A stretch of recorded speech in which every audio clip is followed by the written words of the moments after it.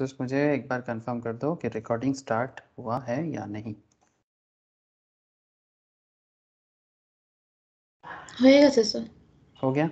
Okay sir. तो देखो sir, हम लोग कंपनी लॉ पढ़ने के लिए रेडी हो गए, ठीक है। तो कंपनी लॉ के अंदर हम लोग लास्ट जो कंपनी लॉ का क्लास हुआ था, मुझे याद है इससे पहले काफ़ी लंबा डिस्कशन हुआ था मैनेजमेंट एंड एडमिनिस्ट्रेशन पे, जहाँ पर आप लोगों में कंपनी मीटिंग वगैरह के बारे में बताया था। उसके बाद मैंने आप लोगों को एकदम बेसिक लेवल में लेके आया था। बेसिक लेवल में आप लोगों के साथ मैंने डिस्कस किया था डेफिनेशंस के बारे में, है ना। आई थिंक डेफिनेशन का नोट्स मैंने शेयर किया था आप लोगों से। Company law related important definition किया था क्या सबको? डेफिनेशन का नोट्स या मैट में शेयर किया था? अगर बाई यस। चांस नहीं किया तो मुझे एक बार याद दिलाना सर, ठीक है। तो अब सवाल है सर, आज क्या पढ़ेंगे? सर आज पढ़ेंगे सर आप लोग chartered accountant, company secretary, cost accountant बन रहे हो। सर आप लोगों के पास काफ़ी लोग आएंगे जब आप लोग प्रैक्टिस करोगे। किस लिए आएगा जानते हो? कंपनी बनाने के लिए, है ना। आएगा कि नहीं आएगा बोलो? अगर किसी को बिजनेस करना है, उसको कंपनी बिल्ड करना है, पार्टनरशिप बिजनेस बिल्ड करना है, उसको 1% कंपनी बनाना है, वगैरह वगैरह, एलएलपी बिल्ड करना है, किसके पास जाएगा बंदा? हाँ, ये कंपनी बनाने का रूल्स रेगुलेशंस का नॉलेज हमारे देश में किसके पास है? सीए सीएमए के पास है, लॉयर्स के पास है ना। तो इसके लिए आपको जानना चाहिए कि नहीं चाहिए, है ना। ऐसे देखो, चार्टर्ड के पास आएगा तो दो काम हो जाएगा, कंपनी का प्रोजेक्ट भी बन जाएगा, मतलब चार्टर्ड और कॉस्ट अकाउंटेंट इनके पास आने से दो काम होता है।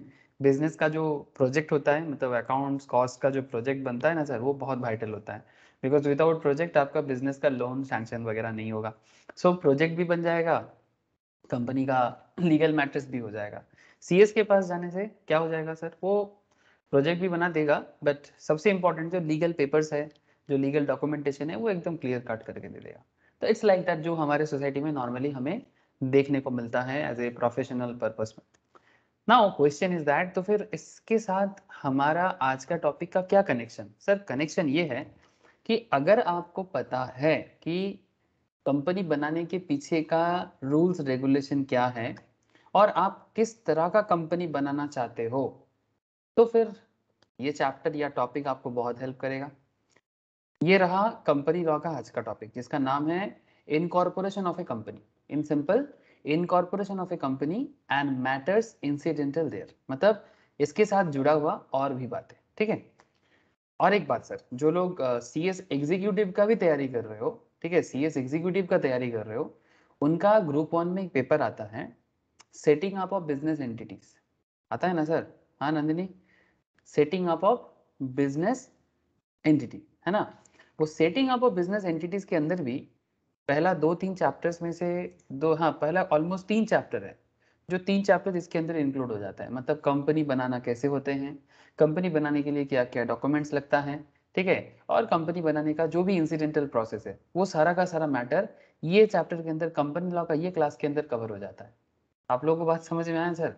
जो लोग सीएस एग्जीक्यूटिव भी प्रिपरेशन कर रहे हैं और ग्रुप 1 में उनका एक पेपर आता है sir, setting up of business entities and closure. Okay, मतलब बिजनेस कैसे बनाना होता है और बिजनेस को क्लोज करने का क्या प्रोसीडियर होता है, ये पेपर का मेन प्रोसेस है उस पर्टिकुलर चैप्टर का, जो सीएस एग्जीक्यूटिव लेवल में ग्रुप 1 में पढ़ा जाता है। तो ये जो कंपनी लॉ का डिस्कशन आज हम लोग करने जा रहे हैं, इसके साथ वो सेटिंग अप का चैप्टर का वो पहला 3 4 चैप्टर मैच कर जाएगा। समझ में आ गया आप लोगों को, जो लोग एग्जीक्यूटिव के लिए भी पढ़ रहे हो? सर बोलो, अरे आ रहा है समझ में बात? हाँ सर। ठीक है sir. Basically setting up of business entities का जो पेपर एग्जीक्यूटिव लेवल में है सीएस का, उसका मेन पर्पस यही है कि कंपनी या डिफरेंट काइंड ऑफ बिजनेस बनाने का प्रोसेस क्या है, उसके लिए क्या फॉर्म चाहिए होता है, क्या कॉन्सेप्ट होता है, इसी इसी के ऊपर वो चैप्टर बना हुआ है। तो अगर आपको कंपनी लॉ का, बिजनेस लॉ का नॉलेज हो जाता है, तो आप ऑटोमेटिकली इसको समझ सकते हो। हाँ, बाद में कुछ स्पेशल फॉर्म टाइप का कुछ आएगा जो मैं बाद में बता दूंगा, ठीक है। अदरवाइज कंपनी लॉ को ठीक ठाक से पढ़ते जाओ, ठीक है, कंपनी लॉ बिजनेस लॉ को ठीक ठाक से पढ़ते जाओ, ऑटोमेटिकली आपका setting up of business entities का मतलब ऑलमोस्ट 50% एरिया कवर हो जाएगा, ठीक है। सो डोंट वरी सर, मैं आपको दिखा भी देता हूँ सिलेबस वाइज। तो अच्छा सर, स्क्रीन शेयर है कि नहीं देखो, एक बार बताना sir. Yes sir. Yes sir. Okay, ठीक है, ये देखो जो लोग एग्जीक्यूटिव के लिए सोच रहे हो उनके लिए मैं दिखा देता हूँ आपको, ये স্যার रहा ना। বলছি हाँ बोल। স্নেহ ফোন করেছিল যে স্নেহে জয়েনিং হচ্ছে না বলছে। জয়েনিং হচ্ছে না, ওকে একটু পরে ট্রাই করতে বল। Okay sir. হয়তো কোনো কারণে ওর নেটওয়ার্ক ইস্যু হচ্ছে। আমি আরেকবার ওকে লিঙ্ক শেয়ার করবো। করে দিন লিঙ্ক তো স্যার, শেয়ার আছে, লিঙ্ক আমাকে তো একটা শেয়ার ছবি আছে। হ্যাঁ স্যার, ও নেট প্রবলেমের মধ্যে হচ্ছে মনে হয়। ওকে বল সুইচিং একবার, হচ্ছে সেরকম হলে একবার অ্যাপটা আনইনস্টল করে ইনস্টল করতে বল, হয়ে যাবে। স্যার, ঠিক আছে। ঠিক আছে।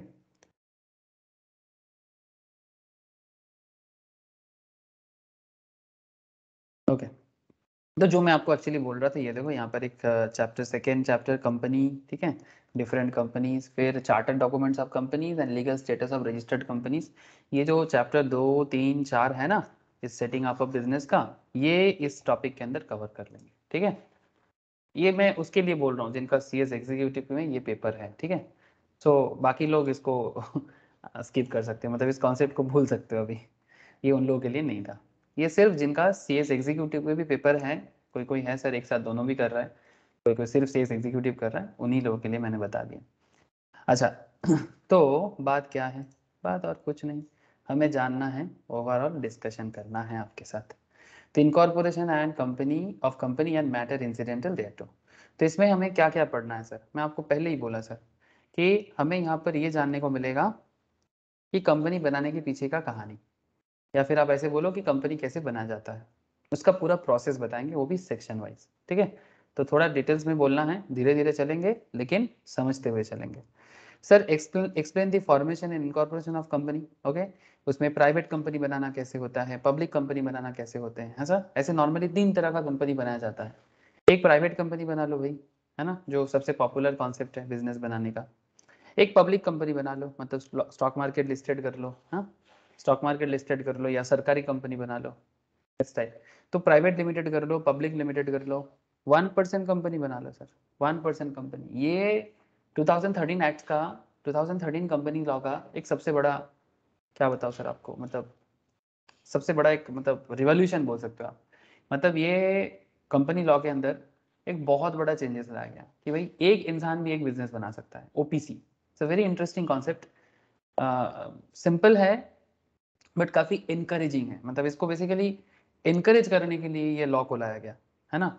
इससे पहले हमारे देश में जो बिजनेस का कॉन्सेप्ट हुआ करता था, वो बेसिकली ऐसा लगता था कि कंपनी मतलब कोई बड़ा भी चीज़ होगा यार, कंपनी मतलब बहुत पैसा होना चाहिए, कंपनी मतलब कंपनी का ओनर। अगर कोई कंपनी का ओनर है, इसका मतलब ऐसा हो जाता है कि हाँ, हो सकता है कि बहुत 100 करोड़ का पैसा चाहिए, हाँ कम से कम करोड़ तो होना चाहिए, it's like that. But sir ये कॉन्सेप्ट चेंज कर दिया, करेंट कॉन्सेप्ट जो है लॉ के अंदर चेंज कर दिया गया 2013 लॉ के अंदर। और इसमें new new business, startup culture, उसको इनकरेज करने के लिए OPC को लाया गया। इसको कैसे बनाना होता है, इसका OPC बनाने का क्या कॉन्सेप्ट है? जैसे आप में से बहुत लोग हैं जिनके अंदर स्टार्टअप कॉन्सेप्ट भी बहुत है, आप लोगों का दोस्त हो सकता है जिनको स्टार्टअप में काफ़ी दिलचस्पी है, तो वो 1% कंपनी बना सकता है, किसी का साथ नहीं चाहिए, आप अकेले चल सकते हो। हाँ, there is a very famous song of Rabindranath Tagore, नाम सुने हो सर रविन्द्रनाथ टैगोर का? सर कैसा बात कर रहे हैं। तो रविन्द्रनाथ टैगोर का एक बड़ा फेमस लाइन है, क्या लाइन है सर? যদি তোর ডাক শুনে কেউ না আসে তবে একলা চলো রে। It's a very famous Bengali line, एकला चलो रे। इसको हिंदी में भी एक गाना इसको किया गया, अगर तेरे बुलावे पे नहीं, अगर तेरे बुलाने से कोई ना आए, ऐसा कुछ है इसका, मुझे लाइन याद नहीं आ रहा हिंदी में। एक्चुअली इतनी भी ये गाना मुझे कभी इतना सुनने का मतलब इच्छा नहीं करता है। तो अगर तेरे कहने पे कोई ना आए तो चल अकेला रे, इट्स लाइक दैट। तो अगर तेरे कहने पे कोई ना आए तो चल अकेला रे, इट्स लाइक OPC। हाँ, so मुझे बहुत मजा आता है जब भी OPC का नाम आता है ना, सीरियसली, क्योंकि ये देश के अंदर बिजनेस को डेवलप करने का एक बहुत बड़ा नियम में बदलाव है। उसके बाद हम लोग बात ये भी करेंगे sir, not for profit organisations. अगर आप NPO या NGO बनाना चाहते हो, जिसका अकाउंट्स में भी एक बहुत बड़ा रोल प्ले होता है, NPO या NGO का अकाउंट आप लोगों को करवाया जाता है सर, तो आप NPO कैसे बना सकते हो, सेक्शन 8 कंपनी बोलते हैं उसको, तो सेक्शन 8 कंपनी फॉर्म करने का क्या तौर तरीका है वो बताया जाएगा आपको। फिर आपको मैं बताऊंगा कंपनी फॉर्मेशन के टाइम पे एमओए और एओए का डिटेल्स, काफ़ी डिटेल्स में बातचीत होगा सर। नॉर्मली जो लोग फाउंडेशन या एंट्रेंस इससे पहले पढ़े हो, यहाँ पर कोई कोई फाउंडेशन के लिए भी इसके बारे में सुन सकता है। जो लोग फाउंडेशन या एंट्रेंस पढ़ता है उन्हें भी ये सब टॉपिक पढ़ना पड़ता है, बट उनको थोड़ा सा बेसिक लेवल में पढ़ना पड़ता है, क्योंकि ये टॉपिक में थोड़ा गहराई में बात करूंगा, थोड़ा इंटर लेवल के लिए बात करूंगा, तो इसलिए थोड़ा ज़्यादा बात करूंगा। एमओए एओए ये सब टॉपिक फाउंडेशन के लिए भी मैं बताता हूँ, बिकॉज जैसे कि सीए फाउंडेशन या फिर सीएस एंट्रांस, ठीक है, इन पे ये सब टॉपिक पढ़ाया जाता है सर, ठीक है। तो इसलिए फाउंडेशन वाले स्टूडेंट्स के लिए भी एमओए एओए उनका डिटेल्स जानना ज़रूरी है। हाँ, उनको थोड़ा सिंपल सिंपल सवाल करते हैं, बट इंटरमीडिएट लेवल में इसका सिंपल सवाल नहीं होता। इंटरमीडिएट लेवल में इसका सवाल थोड़ा गहरा हो जाता है सर, काफ़ी डेप्थ का सवाल हो जाते हैं, इसलिए पढ़ने का डेप्थ भी ज़्यादा होना चाहिए। तो पढ़ेंगे तो डिटेल्स में ही पढ़ेंगे, आधा अधूरा पढ़ के क्या होगा। ओके, तो memorandum of association, article of association क्या है ये भी जानेंगे आपके साथ। फिर मैं आपसे बात करूंगा know the effect of registration, ठीक है। कंपनी एक बार रजिस्टर हो जाए, कहाँ पर सर, आरओसी में। कंपनी एक बार आरओसी में रजिस्टर हो जाए उसके बाद क्या होता है, फिर मैं आपसे बात करने जाऊंगा sir identify the concept related to registered office of the company. Company का जो रजिस्टर्ड ऑफिस होता है उसके रिगार्डिंग कुछ इंपॉर्टेंट कॉन्सेप्ट है। Service of documents, no the authentication of documents, मतलब जो डॉक्यूमेंट्स है उसका ऑथेंटिकेशन, उसका प्रोसीडिंग्स, उसका contracts, execution of bills of exchange etcetera. मतलब एक कंपनी जब बिल्स ऑफ एक्सचेंज में साइन वगैरह करता है, या कोई कंपनी के नाम पे बिल्स ऑफ एक्सचेंज प्रोवाइड करते हैं। सर बिल्स ऑफ एक्सचेंज क्या है, सर बिल्स ऑफ एक्सचेंज आप लोग अकाउंटेंसी में पढ़े हो सर, चैप्टर होता है एकदम क्लास 11 स्टैंडर्ड में ही बिल्स ऑफ एक्सचेंज का चैप्टर पढ़ाया जाता है। जो लोग कॉमर्स लेके पढ़ाई स्टार्ट करते हो बचपन में, ठीक है, उन पे बिल्स ऑफ एक्सचेंज का चैप्टर तो एकदम 11 स्टैंडर्ड में ही दिया जाता है। सर ऐसे तो बिल्स ऑफ एक्सचेंज क्या है, it's a negotiable instrument, it's a negotiable instrument. मतलब पैसा का जरूरत होता है, पैसा का ज़रूरत होता है। अगर आप किसी को उधारी में सामान बेचते हो तो वो आपको संगे संग पैसा नहीं दे पाता, तो फिर इन दैट केस आप उन पे बिल ड्रॉ कर सकते हो, और फिर बदले में एक सर्टेन आप बैंक के साथ पास जाके उस बिल को डिस्काउंट कर सकते हो, ठीक है, इट्स लाइक दैट, ठीक है, इस तरह का कॉन्सेप्ट होता है। तो कंपनी भी इस तरह का, किसी को कोई सामान बेचता है, कंपनी को वो पैसा नहीं देता, तो कंपनी उस पर बिल ड्रॉ कर सकता है, या फिर कंपनी पे भी कोई बिल ड्रॉ कर सकता है। तो ऐसा सब कॉन्सेप्ट है, क्योंकि कंपनी क्या है सर, कंपनी एक आर्टिफिशियल पर्सन भी है, ठीक है। मतलब कंपनी के पास ना आर्टिफिशियल पर्सन का भी कॉन्सेप्ट आ जाता है। मतलब कंपनी कंपनी को जन्म देता है लॉ, ठीक है, कंपनी को जन्म कौन देता है, लॉ देता है। लेकिन कंपनी को लॉ जन्म देता है, ठीक ही है, कंपनी को बंद भी लॉ ही करता है। लेकिन कंपनी के पास वो ताकत हो जाता है जो एक आम इंसान को भी होता है। मतलब एक नेचुरल पर्सन को जो मौका मिलता है, एक कंपनी को भी ना वैसा सुविधा मिल जाता है। जैसे कि कंपनी अपने नाम पे जमीन परचेज कर सकता है, कंपनी अपने नाम पे लोन ले सकता है, वगैरह वगैरह, जो एक आम नेचुरल पर्सन भी कर सकता है। तो कंपनी एक आर्टिफिशियल पर्सन होने के नाते कंपनी को काफी सारा बेनिफिट भी मिलता है, और इसका रीजन भी है जिसमें आपको मैं आगे आगे ये सब चर्चा करने जा रहा हूँ। आप यहाँ पर ये फ्लो चार्ट देख के समझ सकते हो कि ये पूरा चैप्टर को, मतलब कितना अच्छे से आपको समझ में आ जाएगा। ये पूरा चैप्टर जिस दिन कंप्लीट होगा, company law related basic discussions आपके मन में एकदम खचाखच भरा हुआ रहेगा, ठीक है। जैसे आपको मैं ये सब टॉपिक बताऊंगा सर, इनकॉर्पोरेशन करने का तरीका, ठीक है, मेमोरेंडम एंड आर्टिकल्स, डॉक्यूमेंट्स क्या है, अदर प्रोविजंस क्या है। अगर मैं इनकॉर्पोरेशन पे ही थोड़ा बात चलाऊं, अगर मैं इनकॉर्पोरेशन पे ही थोड़ा बात चलाऊं, तो आपको ये समझ में आ जाएगा सर कि इसमें मिनिमम मेंबर का क्या कॉन्सेप्ट है, ओपीसी का क्या कॉन्सेप्ट है, ठीक है, सेक्शन 3 एंड सेक्शन 3A में बोला है सर, ठीक है। डॉक्यूमेंट्स रिक्वायर्ड सेक्शन 7 में बोला है, मतलब कंपनी बनाने के लिए क्या डॉक्यूमेंट्स चाहिए, जिसके बारे में सेक्शन 7 ऑफ कंपनीज एक्ट बोला है। नॉन प्रॉफिट ऑर्गेनाइजेशन सेक्शन 8 में बोला है।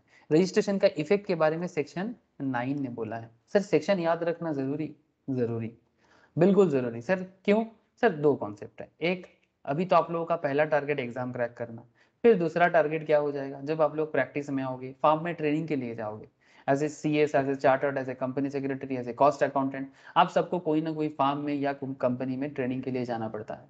जब आप ट्रेनिंग में जाओगे तब आपके लिए इंटरव्यू का सवाल हो जाएगा, या फिर आप कंपनी में जब काम करोगे या ऑर्गेनाइजेशन पे जब काम करोगे, तो आपको फटाफट ये सब चीजें ना एकदम मुंह बोली याद रखना चाहिए, ठीक है, कि कौन से सेक्शन में किस मैटर में क्या कहा गया है, ठीक है। तभी जाके आपको डिफरेंट काम भी सौंपा जाएगा, आपको डिफरेंट काइंड ऑफ रिस्पॉन्सिबिलिटीज दिया जाएगा कि भाई इसको आता है, इसको दो भाई काम, ठीक है। अगर आप काम दिखा सकते हो, नॉलेज दिखा सकते हो, कंपनी में क्या होगा, आपका नाम ही नाम होगा, नहीं तो क्या हो जाएगा, बदनाम हो जाएगा। बदनाम मतलब भाई कैसे पास कर लिया तुम, हाँ नॉलेज ही नहीं है तुमको, ऐसा सवाल कर लेगा आपको। तो इसलिए हमेशा अपने आप को रेडी रखना है। मतलब ये सवाल मत करो अपने आप को क्या सेक्शन याद रखे या ना रखे, अरे भाई याद करोगे तो काम में ही आएगा। लॉ है, प्रोविजंस है, थोड़ा तो याद करके ही चलना पड़ेगा। ठीक है सर, धीरे धीरे पढ़ते पढ़ते समझते समझते याद हो भी जाता है। सर एमओए सेक्शन 4 में बोला, आर्टिकल एओए सेक्शन 5 में बोला। Sir act is superior than MOA and AOA. Yes, ये भी वेरी इंटरेस्टिंग सर। एमओए बड़ा, एओए बड़ा कि एक्ट बड़ा? ठीक है, एक्ट बड़ा, ऑब्वियसली एक्ट बड़ा। लेकिन कभी एमओए और एक्ट के बीच में क्लैश होता है तो एक्ट को ही जगह दिया जाता है। मैं बताता हूँ एमओए क्या है। एमओए इज अ कंपनी का कॉन्स्टिट्यूशन और एओए क्या है, कंपनी का रूल बुक। अब कंपनी कुछ बताते हैं और देश का नियम कुछ बताते हैं, तो देश का नियम को माने कि कंपनी के नियम को माने। कॉमन सेंस क्या कहता है सर, देश का नियम बड़ा कि कंपनी का नियम बड़ा? देश का आमतौर पे नियम। देश का नियम। लेकिन क्या इसको चैलेंज किया जा सकता है? यस, डेमोक्रेसी है, चैलेंज किया जा सकता है। अगर किसी जगह पे आपको लगता है कि इस मैटर पे चैलेंज होना चाहिए, ठीक है, तो फिर चैलेंज करना चाहिए सर। चैलेंज करके बहुत सारा मुद्दा सामने आ जाता है। ठीक है, जैसे रिसेंटली एक बहुत फालतू एक कॉन्सेप्ट चल रहा है हमारे देश में, ठीक है, मुझे एकदम अच्छा नहीं लग रहा है, बट जो भी हो, सवाल फिर से धर्म बड़ा कि देश बड़ा। तो जो भी हो, ये मुद्दा फालतू का लग रहा है मुझे, बट ये फालतू मुद्दा भी कई बार बहुत बड़ा बड़ा सवाल खड़ा कर देता है। ठीक है, मैं मुद्दे पे नहीं पढ़ना चाहता, छोड़ दो। तो act is superior than MOA and AOA. I hope sir समझदारों के लिए इशारा काफी होता है, आप लोग सब समझ गए। Changes in memorandum, changes in memorandum section 13 के बारे में। मतलब मेमोरेंडम को अगर चेंज करना है, मतलब मेमोरेंडम ऑफ एसोसिएशन मतलब कंपनी का कॉन्स्टिट्यूशन जिसके बेसिस में कंपनी रन होता है, ये सब आगे चर्चा करेंगे, अभी से समझने का जरूरत नहीं है। अभी तो बस बता जा रहा है आपको कि भाई क्या क्या पढ़ना है, सेक्शन क्या है, ठीक है, ये सब बता रहे हैं आपको। धीरे धीरे आपको समझ में आ जाएगा ये इसके अंदर क्या लिखा होता है। कंपनी का ओरिजिनल एमओए भी दिखाएंगे आपको। ठीक है, फाउंडेशन लेवल में जो लोग पहले भी पढ़े थे, फाउंडेशन लेवल में भी मैं इसका काफ़ी डिटेल्स बातचीत करता हूँ, तब भी मैंने बोला था। लेकिन हाँ, थोड़ा मतलब कॉन्सेप्ट में बात करता हूँ उस लेवल में, इतना सेक्शन सेक्शन नहीं चिल्ला था। लेकिन अभी सेक्शन सेक्शन भी चिल्लाना पड़ेगा और कॉन्सेप्ट में भी बात करना पड़ेगा। जैसे मेमोरेंडम कैसे चेंज करोगे, सेक्शन 13, ठीक है। Changes in article section 14, okay. AOA को बदलना है, सेक्शन 13 में बात 14 में बात करो। एमओए को बदलना है, सेक्शन 13 में बात करो। कब बदल सकते हैं, क्यों बदल सकते हैं, ये चर्चा यहाँ पर करेंगे sir. Okay sir, updation of changes to be noted in every copy of MOA. जो भी अपडेशन होगा, जो भी चेंजेस होगा, एमओए एओए के हर एक कॉपी में उसको दिखना चाहिए। सेक्शन 15 ये चीज बताते हैं। Give copy of MOA AOA, जो भी एमओए एओए बनाओगे उसका कॉपी मेंबर्स के पास जाना चाहिए, ठीक है, उसके पास उसका कॉपी मेंबर्स के पास जाना चाहिए। सेक्शन 17 ये बात आपको करता है, ठीक है। जैसे कि मैं ओरिजिनल एमओए एओए एक बार निकाला था, कहाँ गया एमओए, हाँ आई थिंक बहुत लोगों को मैंने शेयर भी किया था, ठीक है। ये सर ऐसे आप किसी और कंपनी का भी मैं आपको दे सकता हूँ, ये कंप्यूटर में है, ठीक है, इसीलिए मैं फटाफट निकाल लिया। मतलब ऐसा नहीं समझना सर एक ही एमओए बार बार दिखाते रहते हो, अरे क्या फर्क पड़ता है, आपको थोड़ी ना भी कंपनी का एमओए बनाना पड़ता है। बस आपको मैं ये दिखा रहा हूँ कि एमओए एओए, जो लोग पहले भी ये चीज़ कभी देखे होंगे, ठीक है, फाउंडेशन लेवल वगैरह में, तो टाटा पावर का एमओए है, टाटा पावर का एमओए एओए है। तो ये क्यों दिखाया मैंने, बिकॉज जब भी कंपनी बिल्ड होता है ना, तो कंपनी का एमओए एओए बनना जरूरी होता है। मैं आपको क्या बोला कि आज आपको ये पता चलेगा कि कंपनी इनकॉर्पोरेट करने का तौर तरीका, ठीक है। तो टाटा पावर जब बना था तो 2020 के डेट पे ये चीज़ अपडेट हुआ था, लेकिन ये बना था काफ़ी पहले। यहाँ पर कंपनी का इनकॉर्पोरेशन सर्टिफिकेट भी दिख रहा है आपको, ये देखो, गवर्नमेंट ऑफ इंडिया का सर्टिफिकेट ऑफ इनकॉर्पोरेशन, ठीक है, सर्टिफिकेट ऑफ इनकॉर्पोरेशन। ये काफ़ी पुराना कंपनी है। Given under head of Bombay this 18 day of September 1919, मतलब 1999।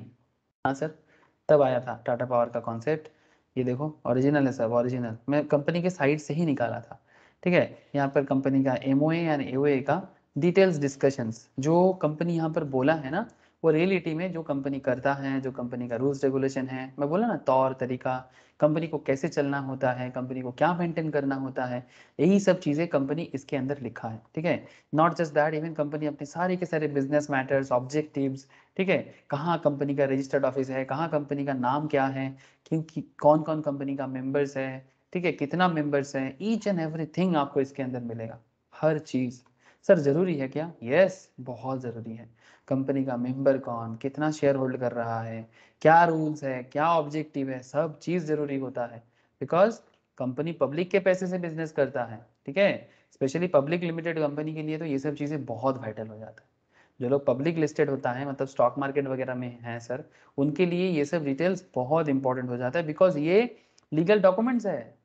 कभी कंपनी पे अगर चार्ज करना है, कभी कंपनी कुछ गलती करते हैं, अगर इन्वेस्टर्स को धोखा देते हैं, तो इनका एमओए सामने आ जाएगा। मैं आपको बताऊंगा आगे आगे, रियल केस लॉ भी पढ़ेंगे सर, जो इसके अंदर मैंने रखा, इस नोट्स के अंदर भी है, ठीक है। रियल केस लॉ भी, मतलब कई बार ऐसे हुआ है वर्ल्ड वर्ल्ड लेवल में, मतलब दुनिया के बहुत सारे देशों में, स्पेशली इंग्लैंड का लॉ हमें बहुत ज़्यादा देखने को मिलता है। Because Indian business law is specially जो आज के डेट में है, ये काफ़ी ज़्यादा इंग्लैंड से प्रभावित है। बिकॉज आप लोगों को पता है क्यों? बिकॉज इंग्लैंड का हम लोग कौन थे? गुलाम थे, ठीक है। खुद बोलने में खराब लगता है, बट ये सच्चाई है ना। मुझे बहुत, जब भी मैं बोलता हूँ कि मैं किसी का गुलाम हूँ, तो खराब तो लगेगा, लेकिन सच्चाई है। और ब्रिटिश का गुलाम सिर्फ हम नहीं, बहुत सारे देशों में वो अपना झंडा गाड़ के रखा था। और उनका तौर तरीका, बिजनेस का तौर तरीका आज भी दुनिया भर में काफ़ी ज़्यादा क्या हुआ है, फैला हुआ है। तो हमारे देश में भी ये सब चीज़ें देखने को मिलता है। तो कुछ ऐसे कनेक्टेड केस स्टडीज आपको दिखाएंगे आगे आगे, ठीक है। तो ठीक है, आगे आगे बात जब बढ़ाएंगे तभी बात करेंगे, लेकिन इसके अलावा डॉक्यूमेंट्स के अंदर बात करेंगे, जिसमें आपको service section 20, authentication section 21, execution section 22, other provisions में रजिस्टर्ड ऑफिस के बारे में बात करेंगे, बिजनेस कॉमेंट्स के बारे में सेक्शन 10A, रेक्टिफाई नेम, नाम को अगर सुधारना हो तो सेक्शन 16, ठीक है, बिजनेस नेम को, convert company section 18, subsidiary can't hold shares in holding, subsidiary holding पे शेयर होल्ड नहीं कर सकता, क्या कॉन्सेप्ट है, सेक्शन 19। तो ऐसा various others matters of related to company, okay, जो आगे का डिस्कशन बनेगा। आई होप कि शुरुआत समझ में आया सर, बोलो। इंट्रो लेवल समझ में आ रहा है ना, कि क्या करना है, कहाँ जाना है, कहाँ पहुंचना है, बोलिएगा सर।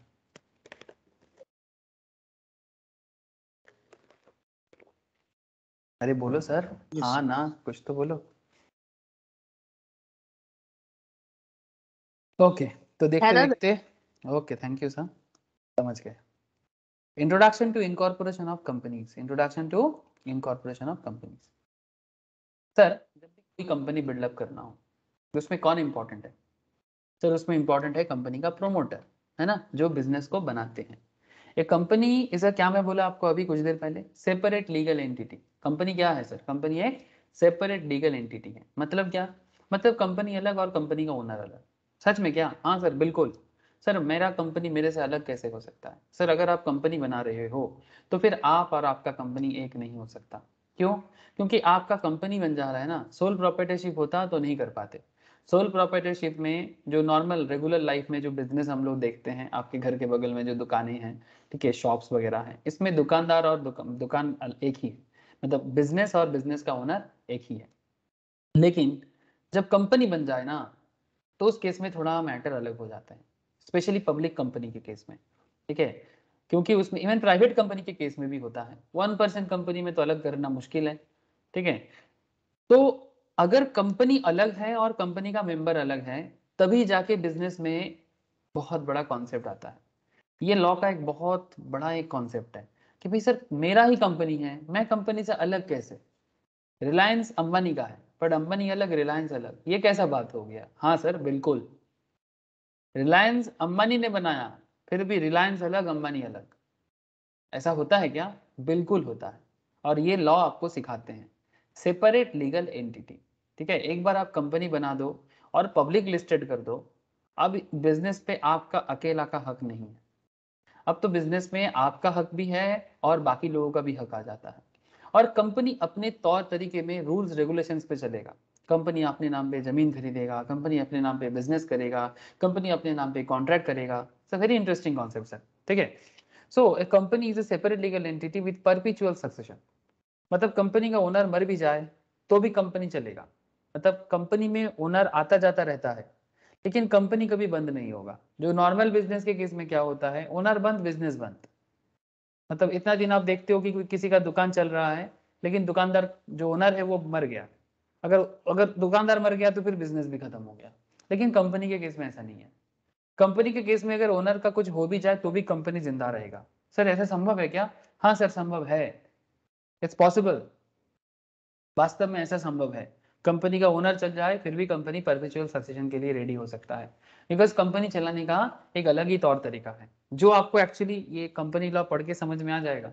ठीक है, इसके लिए मैं आपको कंपनी लॉ क्लास रेगुलर करते रहो, कंपनी लॉ का ईच एंड एवरी क्लास समझते रहो, आपको ऐसे ही समझ में आ जाएगा कि क्यों कंपनी अलग है और कंपनी का ओनर अलग है, और कंपनी का ओनर मर जाए फिर भी कंपनी चल सकता है, फिर भी चल सकता है।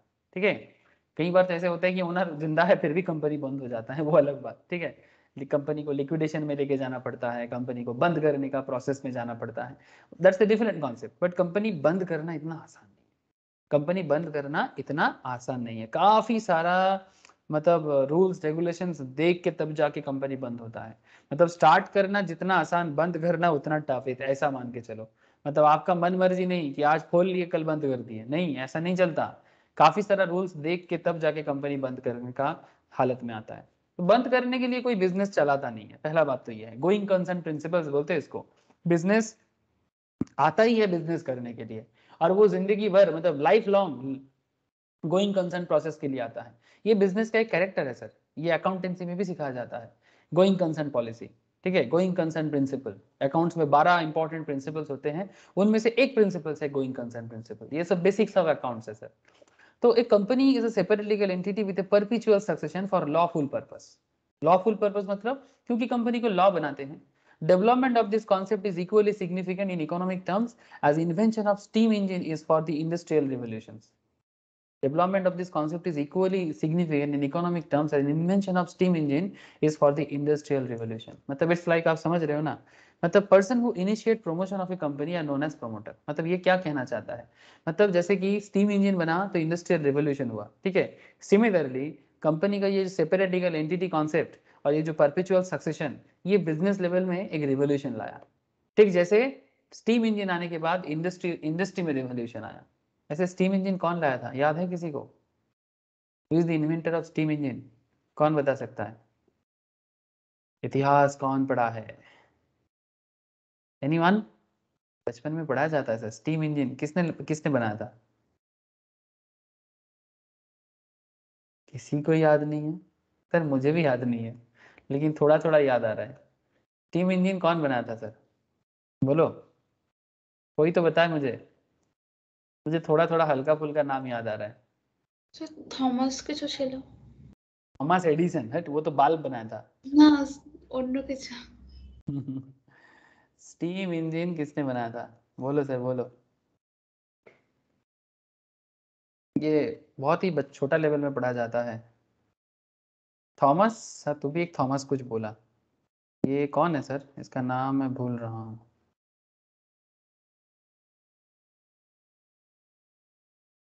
थॉमस सेवरी, ये बनाया था स्टीम इंजन? हो सकता है, मुझे याद नहीं है। थॉमस है क्या? ठीक है, मुझे बाद में पता चले तो मैं आपको बता दूंगा, आप लोगों को भी पता चले तो आप भी मुझे बता सकते हो। ठीक है, ये हम लोगों का मेन बात करने का एरिया नहीं है, सो हम लोग मूव कर सकते हैं अभी, नहीं तो आप बोलोगे सर स्टीम इंजन के पीछे पड़ गए आप। सॉरी सॉरी सॉरी, चलो आगे बढ़ते हैं। Person who initiate promotion of a company are known as promoter. सब ध्यान से सुनो बात को। जो बिजनेस को आगे बढ़ाने के लिए चलता है, जो बेसिकली बिजनेस को प्रमोट करता है, उसको प्रोमोटर कहते हैं। ठीक है, और ये प्रोमोटर के बारे में कंपनी लॉ में कहाँ बोला है? सेक्शन 2 सबसेक्शन 69 में बोला है।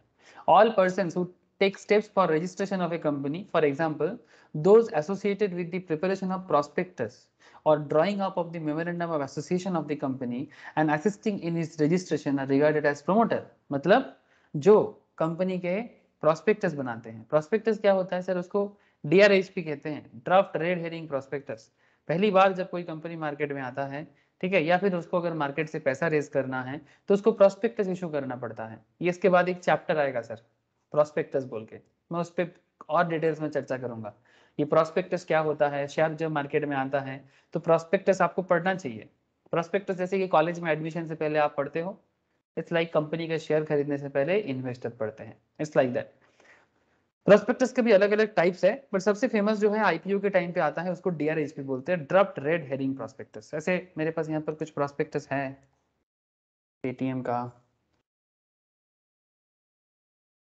पेटीएम है, नाइका का भी है शायद। रिसेंट ट्रेंड में अदानी व्हील मार्क, बहुत अच्छा मार्केट हुआ है उसका, रिसेंटली आया सर अदानी व्हील मार्क। मैं बहुत बार ग्रुप में बोला था कि चुपचाप आंख बंद करके ले लो, जिन्होंने ले लिया एकदम सुपर डुपर प्रॉफिट। हाँ मैंने पेटीएम भी लेने के लिए बोला था, बट बहुत लोगों का भी पेटीएम में लॉस है सर आपने एक बार लॉस भी दिलवाया, एक बार प्रॉफिट भी दिलवाया। Sir don't worry, Paytm sir long run में अपने आप को फिर से वापस लेके आ जाएगा, इतना मेरा पूरा भरोसा है इस बिजनेस मॉडल पे। बिकॉज ये फ्यूचर बिजनेस है सर, सर फ्यूचर बिजनेस, अभी भी प्रॉफिटेबल बिजनेस नहीं बना पेटीएम, बट ये फ्यूचर है। टेक्नोलॉजिकल वर्ल्ड में अभी इसके बराबर पेमेंट कॉन्सेप्ट में कोई ऐसा है नहीं, मतलब स्पेशली आरबीआई के तरफ से जो पेमेंट बैंक कॉन्सेप्ट है उसमें पेटीएम बहुत अच्छा काम कर रहा है। और लॉन्ग टर्म में जो गवर्नमेंट का जो प्लान है, और इस बार जो बजट में भी बोला है, बजट में भी जिस तरह का प्लान किया है, मैं बजट का क्लास नहीं दे पा रहा हूँ, लेकिन सर आई होप कि मैं नेक्स्ट वीक के अंदर आप लोगों को बजट का क्लास कराऊंगा, ठीक है। सभी को बोल रहा हूँ जरूर अटेंड कीजिएगा बजट का क्लास, क्योंकि हो सकता है कि बजट होके एक हफ्ता हो गया, सरस्वती पूजा के पहले आया था, लेकिन मुझे टाइम नहीं मिल रहा है बोल के मैं बजट स्पेशल क्लास नहीं दे पा रहा हूँ। बट आई होप कि आप अपकमिंग वीक में मैं बजट पढ़ाऊंगा आप लोग, ठीक है। तो आपको मैं पूरा बजट का एक ओवरव्यू बताऊंगा, और आई थिंक आप लोगों में से बहुत लोगों को ऑलरेडी पता चल गया है, लेकिन फिर भी एक क्लास डिस्कशन तो बनता है। अच्छा देखो सर, ये क्या है, ये पेटीएम का प्रॉस्पेक्टस है, ठीक है।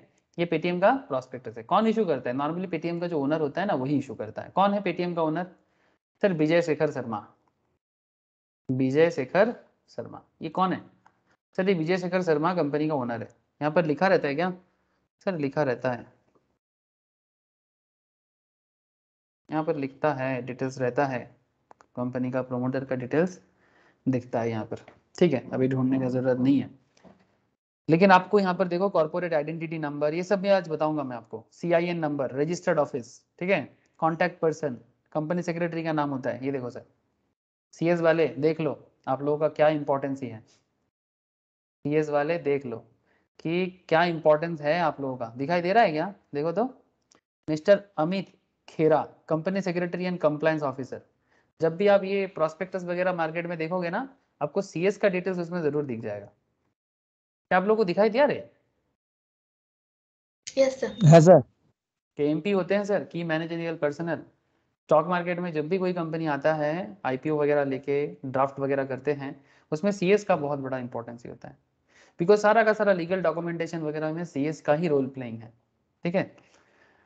तो फिर सीए में, और सीए क्या करता है सर? लीगल डॉक्यूमेंट छोड़ के बाकी जो भी चीजें होते हैं वो सब सीए सीएमए को ही करना पड़ता है, मतलब पूरा कैलकुलेशंस, हाँ हिसाब किताब जो कुछ भी है एवरीथिंग, वो सीए सीएमए के हाथ में ही होते हैं, ठीक है। आगे देखो सर, ये प्रोस्पेक्टस है, ये देखो यहाँ पर लिखा होगा ड्राफ्ट रेड हेरिंग प्रोस्पेक्टस, दिख रहा है? यहाँ पर आपको सेक्शन भी दिखा दे रहा हूँ मैं, section 32 of the companies act 2013 हमारा नेक्स्ट चैप्टर रहेगा। ये चैप्टर जो है इनकॉर्पोरेशन वाला, इसके बाद जो चैप्टर में हम लोग आगे बढ़ने वाले हैं उसको हम लोग प्रोस्पेक्टस वाला चैप्टर में ही आगे बढ़ेंगे। कंपनी का फर्स्ट टाइम आना, पैसा उठाना, या फिर अगर कंपनी सेकंड टाइम पैसा उठाना चाहता है, थर्ड टाइम पैसा उठाना चाहता है, देयर और भी कॉन्सेप्ट है पैसा उठाने का, मार्केट से मनी रेज करने का, तो वो भी मैं बताऊंगा आपको, ठीक है। तो as per section 32 of the companies act में ये प्रोस्पेक्टस होता है सर, ठीक है। इसका पूरा नाम है ड्राफ्ट रेड हेरिंग प्रोस्पेक्टस, ठीक है। सब कुछ उसी चैप्टर में बताऊंगा, क्यों ऐसा नाम है, क्या काम होता है, ठीक है। इसमें आपको ये भी पता चलेगा कि कौन कौन मार्केट मतलब मार्चेंट बैंकर है, मतलब कौन इसका पैसा उठाने के लिए हेल्प किया था। काफी बड़े बड़े ऐसे पेटीएम का जो पैसा मतलब उठाने का बात हुआ था, बहुत ज्यादा पैसा था, 18,000 करोड़ के आसपास। इसमें बड़े बड़े कंपनीज, वर्ल्ड के टॉप टॉप, मतलब top top finance firm, Morgan Stanley, क्या नाम बताओ सर इनका, यूएस का बड़ा ही बड़ा कंपनी है सर, ठीक है। ऐसे इंडिया में भी काम करते हैं, गोल्डमैन सैचेस, इसके बारे में मैं क्या बताऊं, एक्सिस कैपिटल, ठीक है, ये रजिस्टर्ड का काम करते हैं, ठीक है, पूरा रजिस्ट्रेशन प्रोसेस का काम ये देखते हैं, link time. ICICI securities India का बहुत बड़ा एक ब्रोकिंग हाउस है सर, ठीक है। जेपी मॉर्गन, इसके बारे में भी मैं बोलना नहीं चाहता, ठीक है। मतलब ये Goldman Sachs, Morgan Stanley, JP Morgan, they are world level top top finance companies, ठीक है, जो बेसिकली ये सब बिजनेस को डेवलप करने में, न्यू कंपनीज में इन्वेस्ट करने में हेल्प करता है। मतलब हेल्प करता है मतलब बेसिकली पैसा डालते हैं बिजनेस में स्टार्टिंग फेज में और बाद में जब प्रॉफिट होता है निकलते हैं। ठीक है, काफ़ी बड़े कॉन्सेप्ट में चलता है। बात करूंगा, इसको बुक रनिंग लीड मैनेजर भी कहा जाता है। इन लोगों को क्या बोला जाता है? Book running lead manager, BRLM। ठीक है, जो बेसिकली कंपनी को मार्केट में पैसा उठाने का पूरा प्रोसीडियर में हेल्प करते हैं और बहुत पैसा होता है इनके पास। सिटी ग्रुप यूएस का बहुत बड़ा बैंकिंग ग्रुप है। HDFC इंडिया का सबसे बड़ा बैंक है। सो आई होप यू अंडरस्टैंड। ऐसे पेटीएम का बहुत बड़ा काम था, इसलिए बड़े बड़े कंपनीज आया था। लेकिन क्या हर केस में बड़े कंपनीज आता है? नहीं, छोटा मोटा भी है, बट छोटा मोटा कोई नहीं होता, सब इस केस में बड़ा ही होते हैं।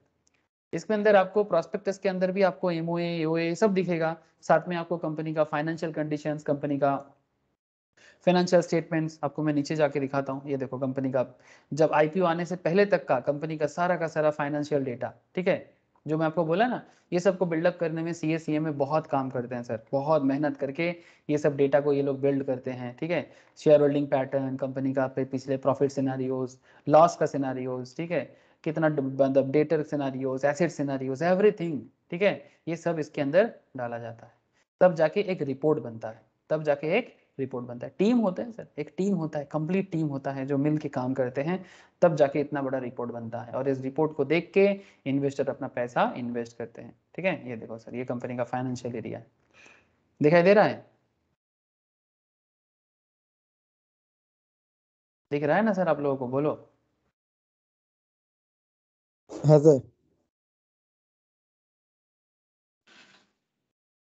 देखो सर, यहाँ पर आपको दिख जाएगा, ये देखो, ये चार्टर्ड अकाउंटेंट ऑडिट फर्म है। ठीक है, ऑडिट फर्म होता है। यहाँ पर मैनेजिंग डायरेक्टर, मैं आपको क्या नाम बोला अभी? विजय शेखर शर्मा। ठीक है, ये है चीफ फाइनेंशियल ऑफिसर विकास गर्ग। ठीक है, ये देखो अमित खेरा कंपनी सेक्रेटरी, मधुर देवरा ग्रुप चीफ फाइनेंशियल ऑफिसर। मैं आपको बार बार क्या बोल रहा हूँ, CFO लेवल में normally CA CMA and CS। ठीक है, तभी जाके बड़े बड़े कंपनीज का पूरा फाइनेंशियल एरिया कवर होता है। आई होप कि आप लोगों को इतना बार मैंने क्लास में बताता रहता हूँ कि CA CMA का जॉब का जो डिफरेंसेस है, ये आप लोगों को इतना देर में समझ में आ ही गया होगा। ठीक है, लेकिन अल्टीमेटली एक ही चीज पे काम करना पड़ता है, बस थोड़ा सा डिफरेंशिएशन है, क्योंकि बहुत बड़ा काम है सर। अब सब स्पेशलाइजेशन तो होना जरूरी है। ठीक है, it's a very big area, मतलब किसी एक को सारा चीज नहीं आएगा। ठीक है, ड्राफ्टिंग कोई करेगा, लीगल मैटर कोई देखेगा, कंपनी का रिपोर्ट कोई बनाएगा, अकाउंट्स कॉस्टिंग कोई देखेगा। ठीक है, तब जाके कंपनी का रिपोर्ट बनता है और उस रिपोर्ट को मार्केट में प्रॉस्पेक्टस के थ्रू से मार्केट में आता है। फिर उस प्रॉस्पेक्टस देख के मार्केट में इन्वेस्टर जो है अपना छोटा मोटा बड़ा बड़ा पैसा इन्वेस्ट करते हैं। ठीक है, तब जाके एक कंपनी अपने आप को डे बाई डे इंप्रूव करने का कोशिश करता है। तो चर्चा करेंगे सर, DRHP में चर्चा करेंगे। It's a very big page बहुत सारा, 497 पेजेस है इसके अंदर। ओके चलो सर, आ जाते हैं कहाँ पर, वही इनकॉर्पोरेशन के डेटा में। देखो, the companies act 2013 defines the term promoter. ठीक है, प्रोमोटर मतलब कौन? Under section 2 subsection 16(9) which means who has been named as such in prospectus or is identified by the company in the annual return referred to in section 92। जो लोग हाल फिलहाल में management and administration का class करके आए हो sir, उनको पता है कि मैंने सेक्शन 92 के तहत किस तरह से कंपनी एनुअल रिटर्न करता है उसके बारे में मैंने बताया था। ठीक है, लेकिन जिन्होंने नहीं किया वो बाद में जब फिर से करेगा तब मैं उनको फिर से बताऊंगा एनुअल रिटर्न का कॉन्सेप्ट क्या है। ओके, अभी जरूरी नहीं है, आगे बढ़ते हैं। एनुअल रिटर्न मतलब कंपनी को सारा डेटा रिटर्न फाइलिंग करके बताना पड़ता है। तो who has been named as such in prospectus or is identified by the company in the annual return referred to in section 92। मतलब जैसे कि पेटीएम के केस में विजय शेखर शर्मा। या फिर ऐसे सोचो कि who has control over the affairs of the company, जिसका कंपनी के सारे अफेयर्स में कंट्रोल होते हैं डायरेक्टली या indirectly, whether as a share holder या फिर एज ए डायरेक्टर या फिर जो भी अलग नाम हो, लेकिन कंपनी का जो भी बिजनेस है उस पर कंपनी का प्रोमोटर का डायरेक्ट इनडायरेक्ट कुछ ना कुछ कंट्रोल जरूर होता है। In accordance with whose advice, जिसके एडवाइस से ही कंपनी का direction instruction board of directors company is accustom to act. Company कैसे चलेगा नहीं चलेगा वो प्रोमोटर के कारण ही होता है। However a person who is acting merely in a professional capacity, कभी कभी ऐसे होते हैं कि प्रोफेशनल कैपेसिटी के कारण किसी किसी को कंपनी चलाने का रेस्पॉन्सिबिलिटीज मिलता है, shall not be regarded as promoter. मतलब आपके पास कुछ प्रोफेशनल कारण से आप कंपनी को कंट्रोल कर रहे हो बिकॉज आपके आपके पास रिस्पॉन्सिबिलिटीज दिया गया है, जैसे कि कई बार सॉलिसिटर मतलब लॉयर वगैरह, कभी बैंकर, कभी accountant etcetera are not regarded as promoter. हो सकता है कि आपको कंपनी का कंट्रोलिंग कुछ देर के लिए मिला है, ठीक है, बिकॉज आपको रूल्स रेगुलेशंस का अता पता है।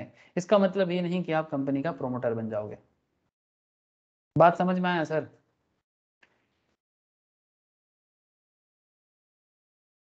बात समझ में आ रहा है? प्रोमोटर कौन कहते हैं सर किसको?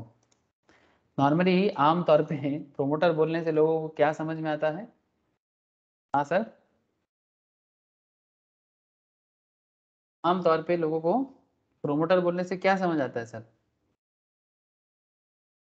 अरे बोलो। जो बिल्डिंग बनाते हैं। अरे স্যার যারা বিল্ডিং ফিল্ডিং তৈরি করে তাদের প্রমোটার। हाँ, लेकिन सर ये थोड़ा सा गलत सोच हो गया। प्रोमोटर मतलब एनीवन, ठीक है, जो बिजनेस को प्रमोट करते हैं, कंट्रोल करते हैं, बिजनेस के अफेयर्स इसके जिसके ऊपर होते हैं, ठीक है। सर ये आज का धमाका न्यूज़ है, किसी ने देखा? ये वाला खबर मिला है किसी के पास? ये आज का धमाका न्यूज़ है सर, पॉलिसी बाजार का। Policybazaar share price drop 10% in week markets, should you buy on this day? क्या हुआ है पॉलिसी बाजार में? मैं शेयर बाजार का बात नहीं करना चाहता, मैं आपको कंपनी एक्ट रिलेटेड कुछ पॉइंट में बात करना चाहता हूँ। क्या हुआ है जानते हो? ऐसा खबर आया है, मैं अभी तक इसका पुष्टि नहीं कर पाऊंगा, मतलब सच में कितना सच है नहीं है, बिकॉज ये सिर्फ न्यूज़ है, ये आगे आगे पता चल जाएगा।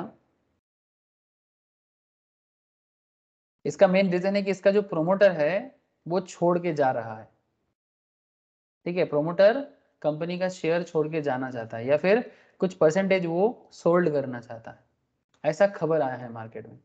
तो अगर बिजनेस का प्रोमोटर ही बिजनेस का शेयर बेच दे तो फिर बिजनेस में थोड़ा चिंता नहीं हो जाएगा?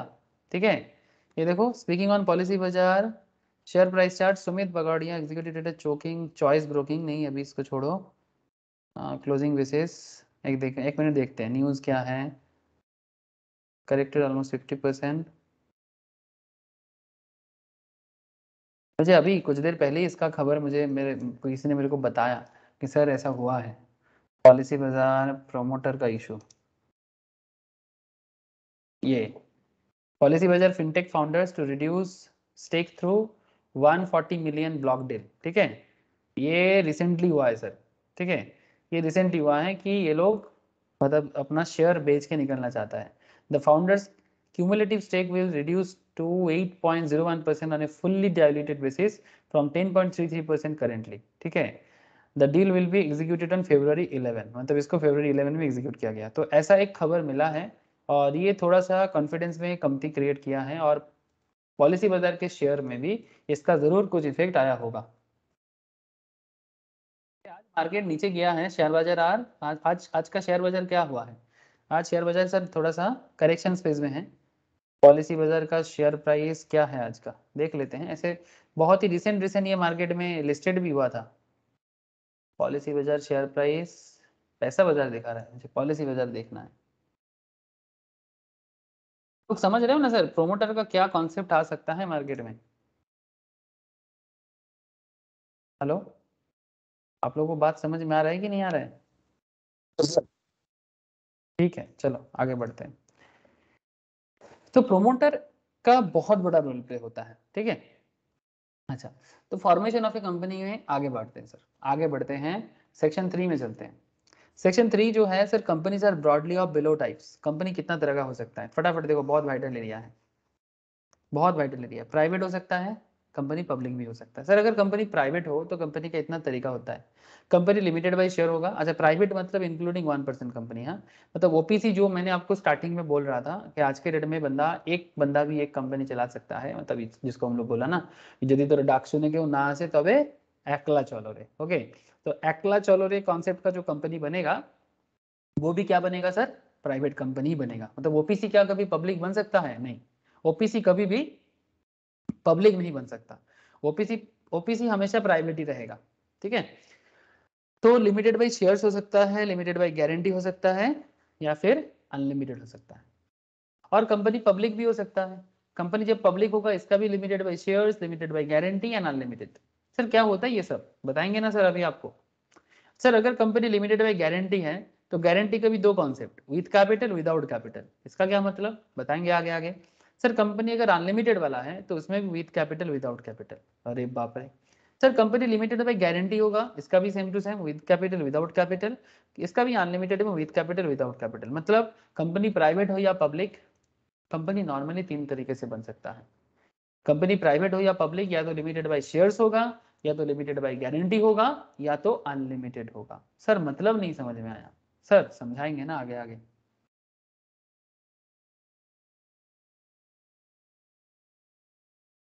Sir, as you can observe in the above chart that companies could be with limited liability by shares or guarantee or with unlimited liability।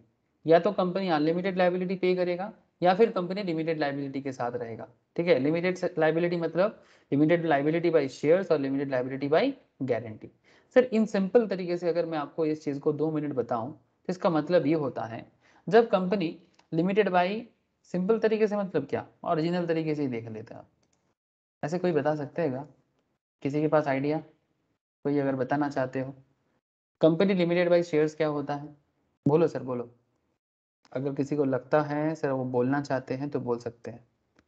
Company limited by shares का मतलब, एनीवन, शिवम, नंदिनी, कोई भी बताओ।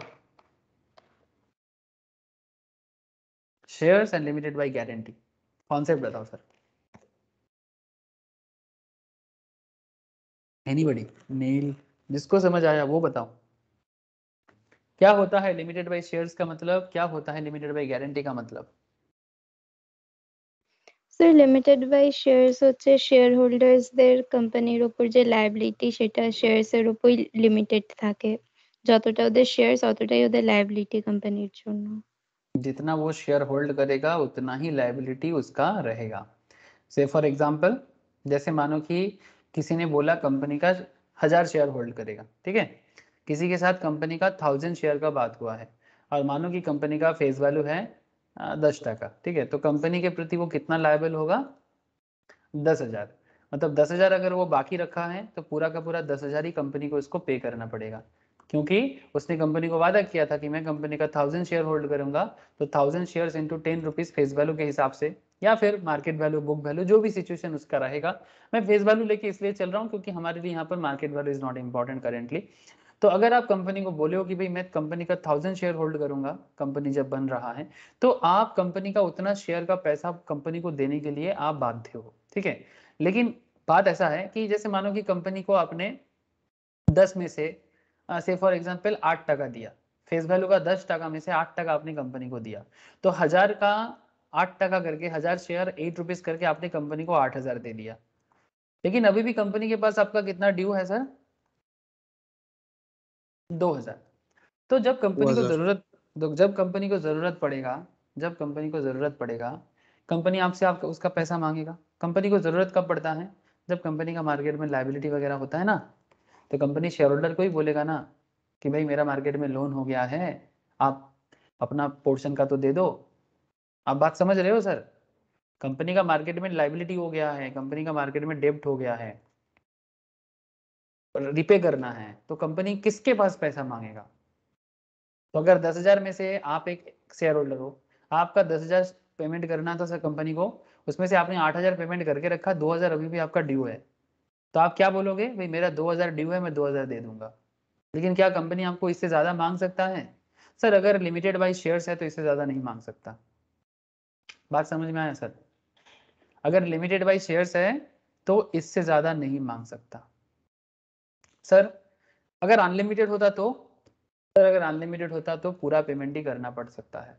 आगे बताएंगे विद कैपिटल विदाउट कैपिटल क्या हो सकता है, मैं आगे आगे चर्चा करूंगा।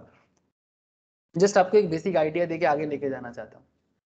Sir limited by guarantee, sir limited by guarantee का कॉन्सेप्ट जब कंपनी वुंड अप होता है ना, जब कंपनी कंप्लीट लेवल में बंद होता है, तब उस सिचुएशंस में कुछ शेयर होल्डर्स पहले से ही गारंटी देके रखता है कि कंपनी जब वुंड अप होगा या बंद होगा उस टाइम पे अगर कंपनी का कुछ लायबिलिटी रहेगा, उसका कुछ गारंटी लेता है कुछ शेयर होल्डर्स, ठीक है।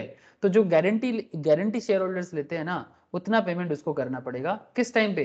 कंपनी के लिक्विडेशन के टाइम पे, कंपनी का वुंड अप के टाइम पे। वुंड अप मतलब जब कंपनी बंद होने के कगार में पहुंचते हैं, ठीक है, चाहे प्राइवेट कंपनी हो या पब्लिक कंपनी। अगर आप कंपनी को गारंटी देते हो, अगर आप कंपनी को गारंटी देते हो कि गारंटी बाई मतलब आप शेयर का गारंटी लेते हो कि जब कंपनी का वुंड अप सिचुएशंस कभी भी आएगा, ऐसे कोई भी कंपनी ये चाहता नहीं है कि वो वुंड अप हो जाए, लेकिन अगर कभी ऐसा हो तो जो गारंटीड शेयर होल्डर होता है वो जितने का गारंटी लिया है उतना गारंटी पेमेंट करने के लिए आ जाएगा। ठीक है, तो ये basically limited by shares and limited by guarantee का नॉर्मल कॉन्सेप्ट है।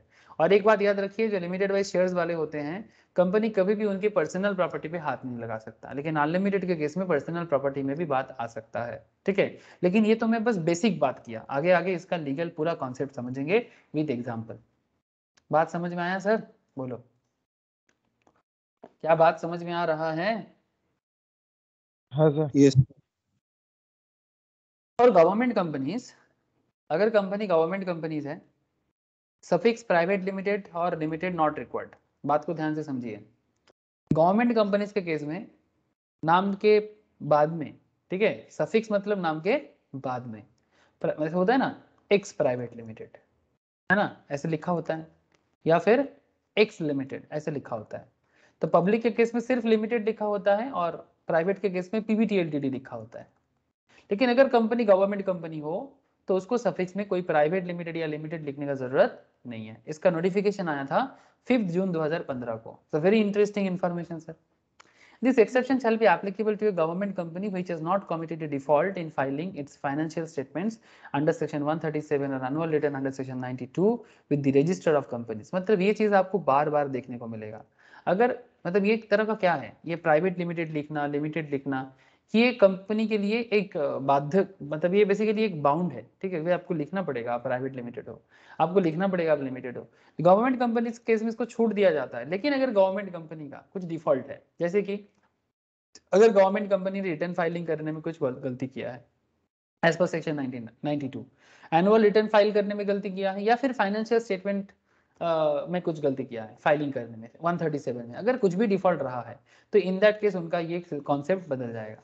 तो इन दैट केस हो सकता है कि उनको गवर्नमेंट कंपनी को लिमिटेड लिखना पड़ सकता है। ठीक है, तो ये आगे चर्चा करेंगे आगे। Section 3 of the companies act 2013 deals with the basic requirement with respect to the constitution of the company. In case of a public company with or without limited liability, in case of a public company with or without limited liability, क्या होना चाहिए sir? अगर public company बनाना है तो आपको कम से कम 7 बंदा चाहिए, 7 और more persons, minimum number of share holder होना चाहिए। Can form a company for a lawful purpose. Sir एक बात याद रखिए, आप अनलॉफुल पर्पस के लिए कंपनी नहीं बना सकते। गलत काम करने के लिए कंपनी बनाने का परमिशन कॉन्स्टिट्यूशन आपको नहीं देगा। तो for lawful purpose by subscribing their names to the memorandum, memorandum में अपना नाम सब्सक्राइब करेगा, and complying with the requirement of this act in respect of registration. In exactly the same way 2 और more persons can form a private company. Private public company हो तो 7 बंदा चाहिए lawful purpose के लिए, प्राइवेट कंपनी हो तो 2 बंदा चाहिए प्राइवेट कंपनी के लिए, और अगर ओपीसी बनाना है तो 1 पर्सन चाहिए कंपनी फॉर्म करने के लिए। However that 1 person company need to specify the name of 1 nominee in the memorandum of association. अगर आप ओपीसी बना रहे हो तो आपको एक नॉमिनी मेंशन करना होगा। ठीक जैसे आप बैंक में एफडी करने के टाइम पे या शेयर मार्केट में अकाउंट ओपन करने के, डीमैट ओपन करने के टाइम पे नॉमिनी बताते हो ना, म्यूचुअल फंड के अकाउंट ओपन के टाइम पे, है ना, नॉमिनी बताना पड़ता है। एलआईसी के केस में अरे होता है कि नहीं नॉमिनी, मतलब मेरे जाने के बाद किसको मिलेगा, इट्स लाइक दैट। ओपीसी में अगर किसी को कुछ हो जाए, अगर किसी 1 पर्सन कंपनी में किसी को कुछ हो जाए तो उसके नॉमिनी के नाम पे वो ऑटोमेटिक आ जाएगा। तो ये बात ओपीसी के केस में मेमोरेंडम ऑफ एसोसिएशन में बताना पड़ेगा। बात समझ में आ रहा है? हेलो,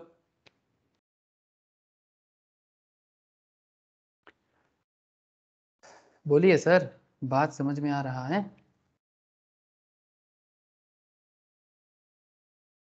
हाँ सर।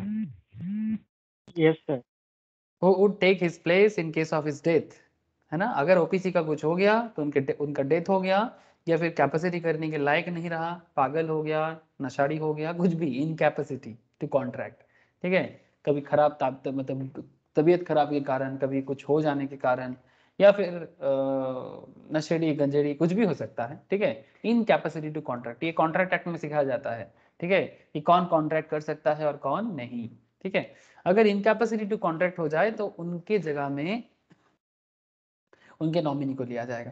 तो nominee could be change as per the process, nominee change भी हो सकता है। ठीक है, in the mean time change as per the process and this will not attract process of alteration of memorandum of association, और इसके लिए आपको एमओए ऑल्टर करने का जरूरत नहीं है। तो बात याद रखिएगा सर, क्या 1% कंपनी के केस में एमओए ऑल्टर करना पड़ता है अगर नॉमिनी चेंज करना हो तो?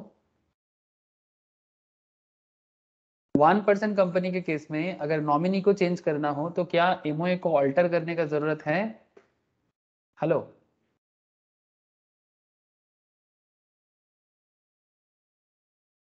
यस और नो, जवाब तो दो सर।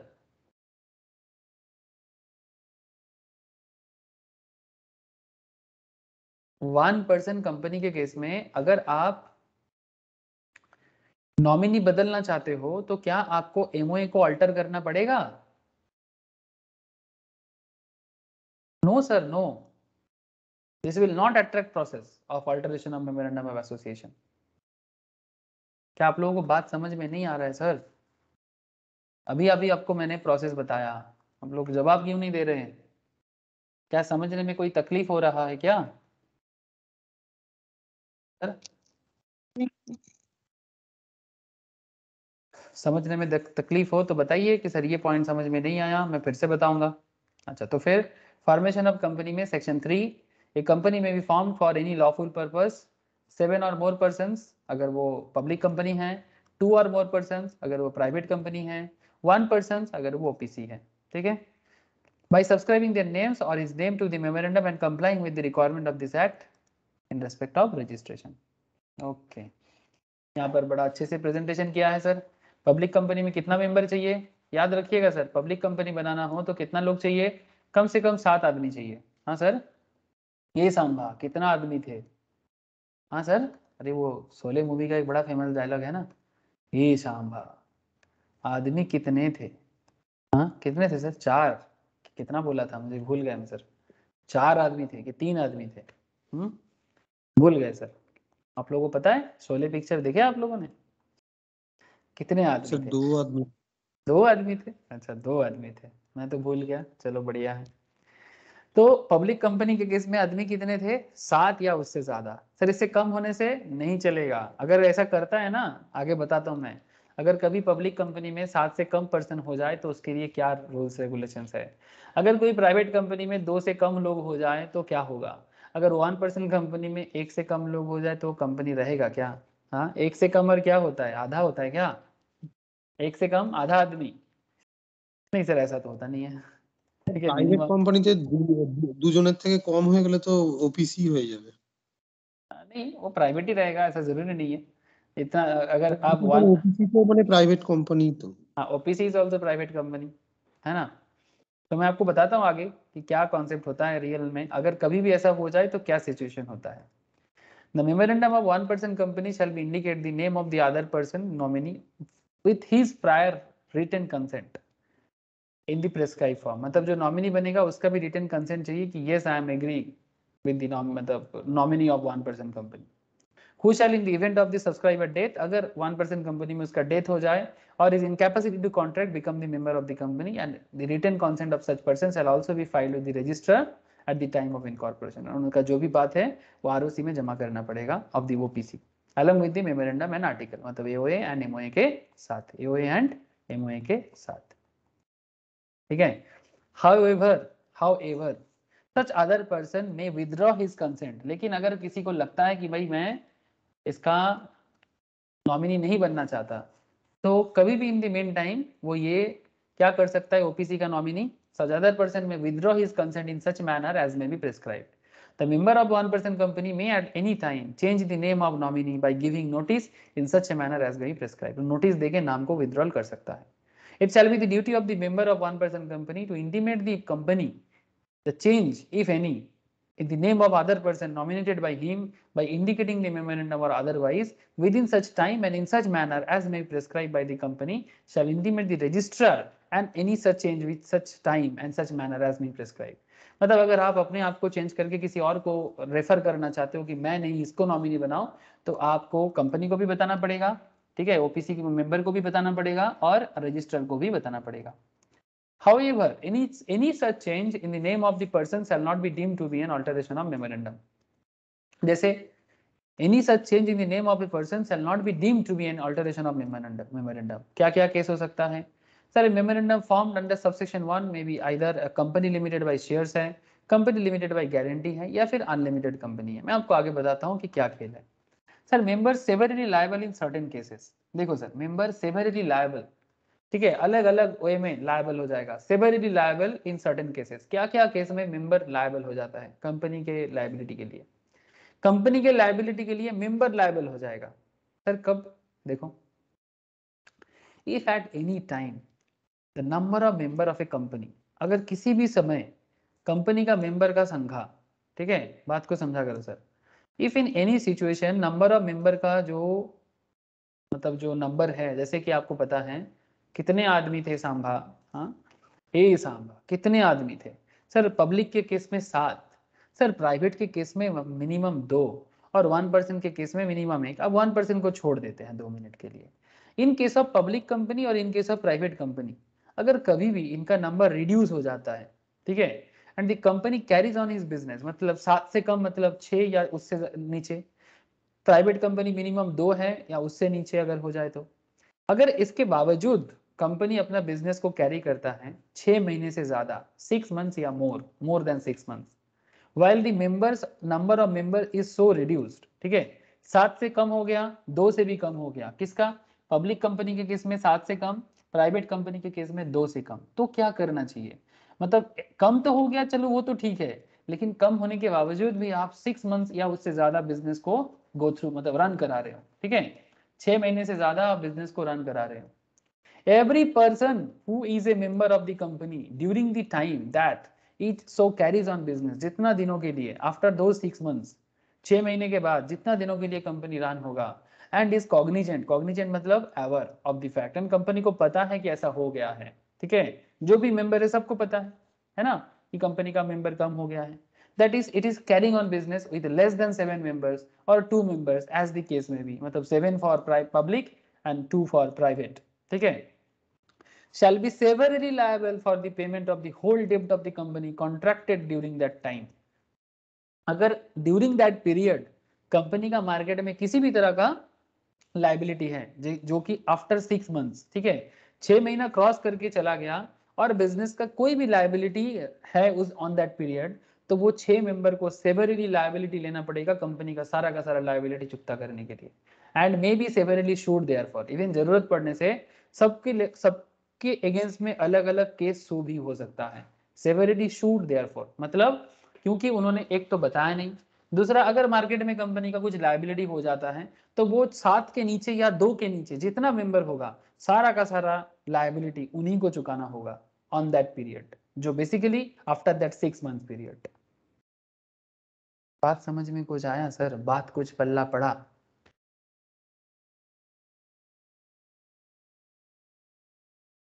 हेलो बोलो सर, बोलो। Yes sir. Okay yes sir. ठीक है, तो ये सब मैटर है सर, ये सब चीज़ें आपको डिटेल्स में समझने का मौका मिल रहा है, ठीक है। तो नॉर्मली ये नॉर्मल फाउंडेशन लेवल में मैं बताता हूँ ये सब चीज़ें, लेकिन थोड़ा सा डिटेल्स कम रहता है, वहाँ पर मैं थोड़ा सा कॉन्सेप्ट और ओवरव्यू में ज़्यादा ध्यान देता हूँ, लेकिन यहाँ पर ये सब एक एक पॉइंट का डिटेल्स में बात हो जाएगा, इसीलिए ये टॉपिक इतना इंपॉर्टेंट है। आगे देखते हैं सर, कंपनी का इनकॉर्पोरेशन करना है अब जाके। हाँ बोलो सर। বলছি স্যার যখন ধরুন জানা যাবে যে 7 জনের নিচে কি 2 জনকার নিচে আছে মেম্বারস, সেই ক্ষেত্রে স্যার জানার পরে সেই ক্ষেত্রে কি নিয়ম হতে পারে যে সেটাকে মেকআপ করার জন্য ধরুন 7 জন ওভার হওয়ার জন্য কি 7 জন হওয়ার জন্য? या तो आप अगर पब्लिक कंपनी हो तो आपका पब्लिक कंपनी का नाम काट के उसको प्राइवेट कर लो, मतलब अगर आप 7 मेंबर नहीं बना पाते हो तो सिंपल बात है। मिनिमम रूल्स जो है 7 जन मिनिमम रूल होना है, ठीक है। मिनिमम रूल क्या कहते हैं कि कम से कम 7 जन चाहिए। अगर आप 7 जन मेंटेन नहीं कर पाते हो, आप रजिस्टर को बताओ इसके बारे में, ठीक है, आप रजिस्टर को बताओ कि हम लोगों से नहीं हो पा रहा है 7 मेंबर, ठीक है, क्योंकि मेंबरशिप पाने के लिए पैसा देना पड़ता है ना सर, आप ऐसे किसी को भी तो मेंबरशिप नहीं दे सकते। हाँ सर, मानो कि आपका 100 करोड़ का बिजनेस है, ठीक है, आप किसी को भी अरे गरे नथु कह रहे किसी को भी अपना बिजनेस का मेंबर बना दोगे 7 मेंबर बनाने के लिए, है ना, तभी ना दोगे मेंबरशिप जब वो अपना शेयर होल्डिंग लाएगा। क्या बोलते हो? हाँ सर। पैसा Yes, लो, sir. না पैसा दो। সেই हाँ, ক্ষেত্রে बोलो। সে ধরুন 6 মাসের মধ্যে 6 জন হলো, 6 মাসের মধ্যে সে 3-4 মাস যাওয়ার পর ধরুন আবার সেটা 7 জন করে নিল, তাহলে সেই ক্ষেত্রে তো সেটা তো আর কোনো অসুবিধা হবে না। हाँ ठीक है, लेकिन मानो कि 6 मंथ्स तक ठीक है, 6 मंथ्स तक तो कूलिंग पीरियड दे भी रहा है, लेकिन 6 महीने के बाद भी अगर आप उसके बारे में कुछ स्टेप्स नहीं लेते तो इस पीरियड में या 6 महीने के बाद जितना दिन तक आपका मार्केट में डेब्ट रहेगा वो सारा डेब्ट देने का लायबिलिटी आपके ऊपर आ जाएगा। देखो भाई, ये प्रॉब्लम कब होता है? जब मार्केट में कंपनी का लोन हो जाता है ना, तब क्या होगा, जितना मेंबर रहेगा सबको सेवरली उस लोन के बारे में कंपनी के ऊपर आ जाएगा। मतलब आप ऐसे बोल सकते हो अनलिमिटेड लायबिलिटी आ जाएगा, है ना। या तो अपना मेंबरशिप जैसा होना चाहिए वैसा कर दो, या फिर आप अपने आप को बोलो कि भाई हम पब्लिक नहीं चल सकते, तो फिर उसके ऊपर कार्रवाई होगा, क्योंकि इतना आसान नहीं है पब्लिक से प्राइवेट होना, है ना। क्योंकि पब्लिक के केस में क्या है ना, आप पब्लिक के पैसे देके बिजनेस करते हो, तो पब्लिक से प्राइवेट करना इतना आसान नहीं है, लेकिन वो लिक्विडेशन प्रोसेस में चला जाएगा, फिर उसका लीगल प्रोसेस होगा, फिर उसको धीरे धीरे प्राइवेट में कन्वर्ट करना पड़ेगा, मार्केट में जो भी लायबिलिटी है वो चुकता करना होगा, ज़रूरत पड़ने से शेयर होल्डिंग पैटर्न में चेंजेस आएगा। ठीक है, ये सब आगे आगे समझ में आएगा, ये सब आगे आगे जितना चैप्टर्स है ना, शेयर होल्डिंग का भी एक पूरा चैप्टर आएगा, मैं आपको बताऊंगा। ठीक है, तब ये सब चर्चा में मैं आपको साथ डिस्कस करूंगा। बट इतना समझो भाई कि अगर मिनिमम मेंबर मेंटेन नहीं होता है तो आप रूल्स तोड़ रहे हो। ठीक है, अगर मिनिमम मेंबर मेंटेन नहीं हो रहा है तो आप रूल्स तोड़ रहे हो, तो आपको कुछ तो करना है। या तो आप प्राइवेट पब्लिक लिमिटेड का कॉन्सेप्ट अगर तोड़ रहे हो तो फिर इसका मतलब आपका पब्लिक होने का कोई मतलब ही नहीं होता। और सबसे बड़ा जो प्रॉब्लम है कि सारे मेंबर पे सारा का सारा लायबिलिटी आ जाएगा, सेवरली लायबल, पूरा बिजनेस का लायबिलिटी चुकाना पड़ सकता है। समझ में आ रहा है सर?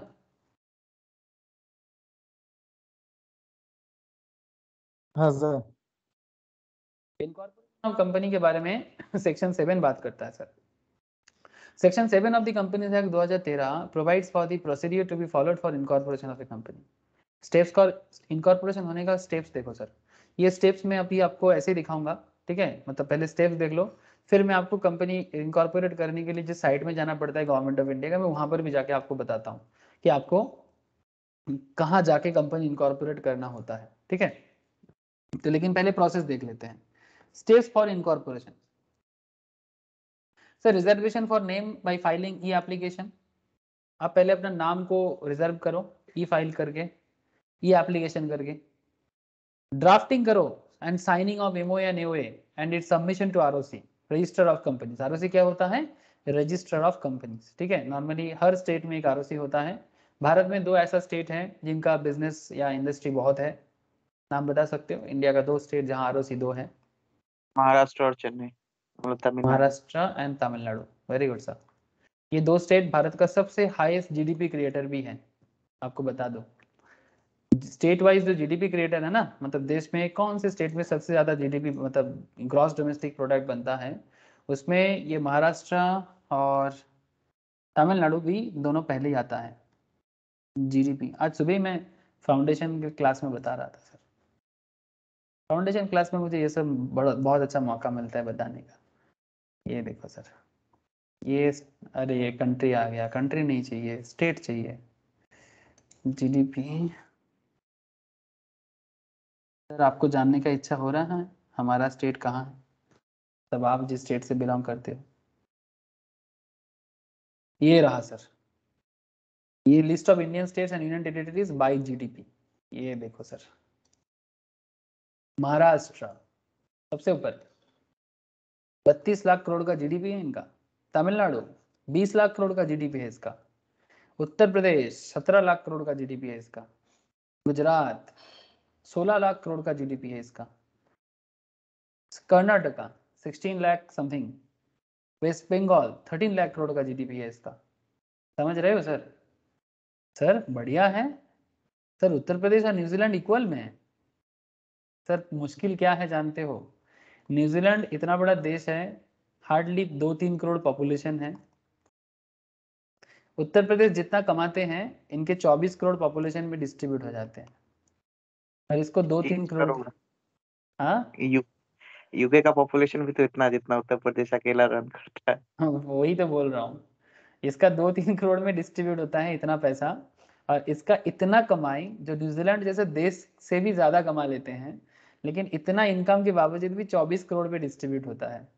गुजरात 5-6 करोड़ का पॉपुलेशन है, 16-17 करोड़ कमाते हैं, 5-6 करोड़ में डिस्ट्रीब्यूट होते हैं, जो पेरू का पॉपुलेशन का समान है, मतलब पेरू का जो कंट्री है साउथ अमेरिका में उसके समान। कर्नाटका और गुजरात ऑलमोस्ट सेम पैरामीटर में है। वेस्ट बंगाल 13 लाख करोड़ कमा तो लेता है, क्योंकि वेस्ट बंगाल का जीडीपी ऐसे बहुत दिनों से काफी अच्छा है, ठीक है।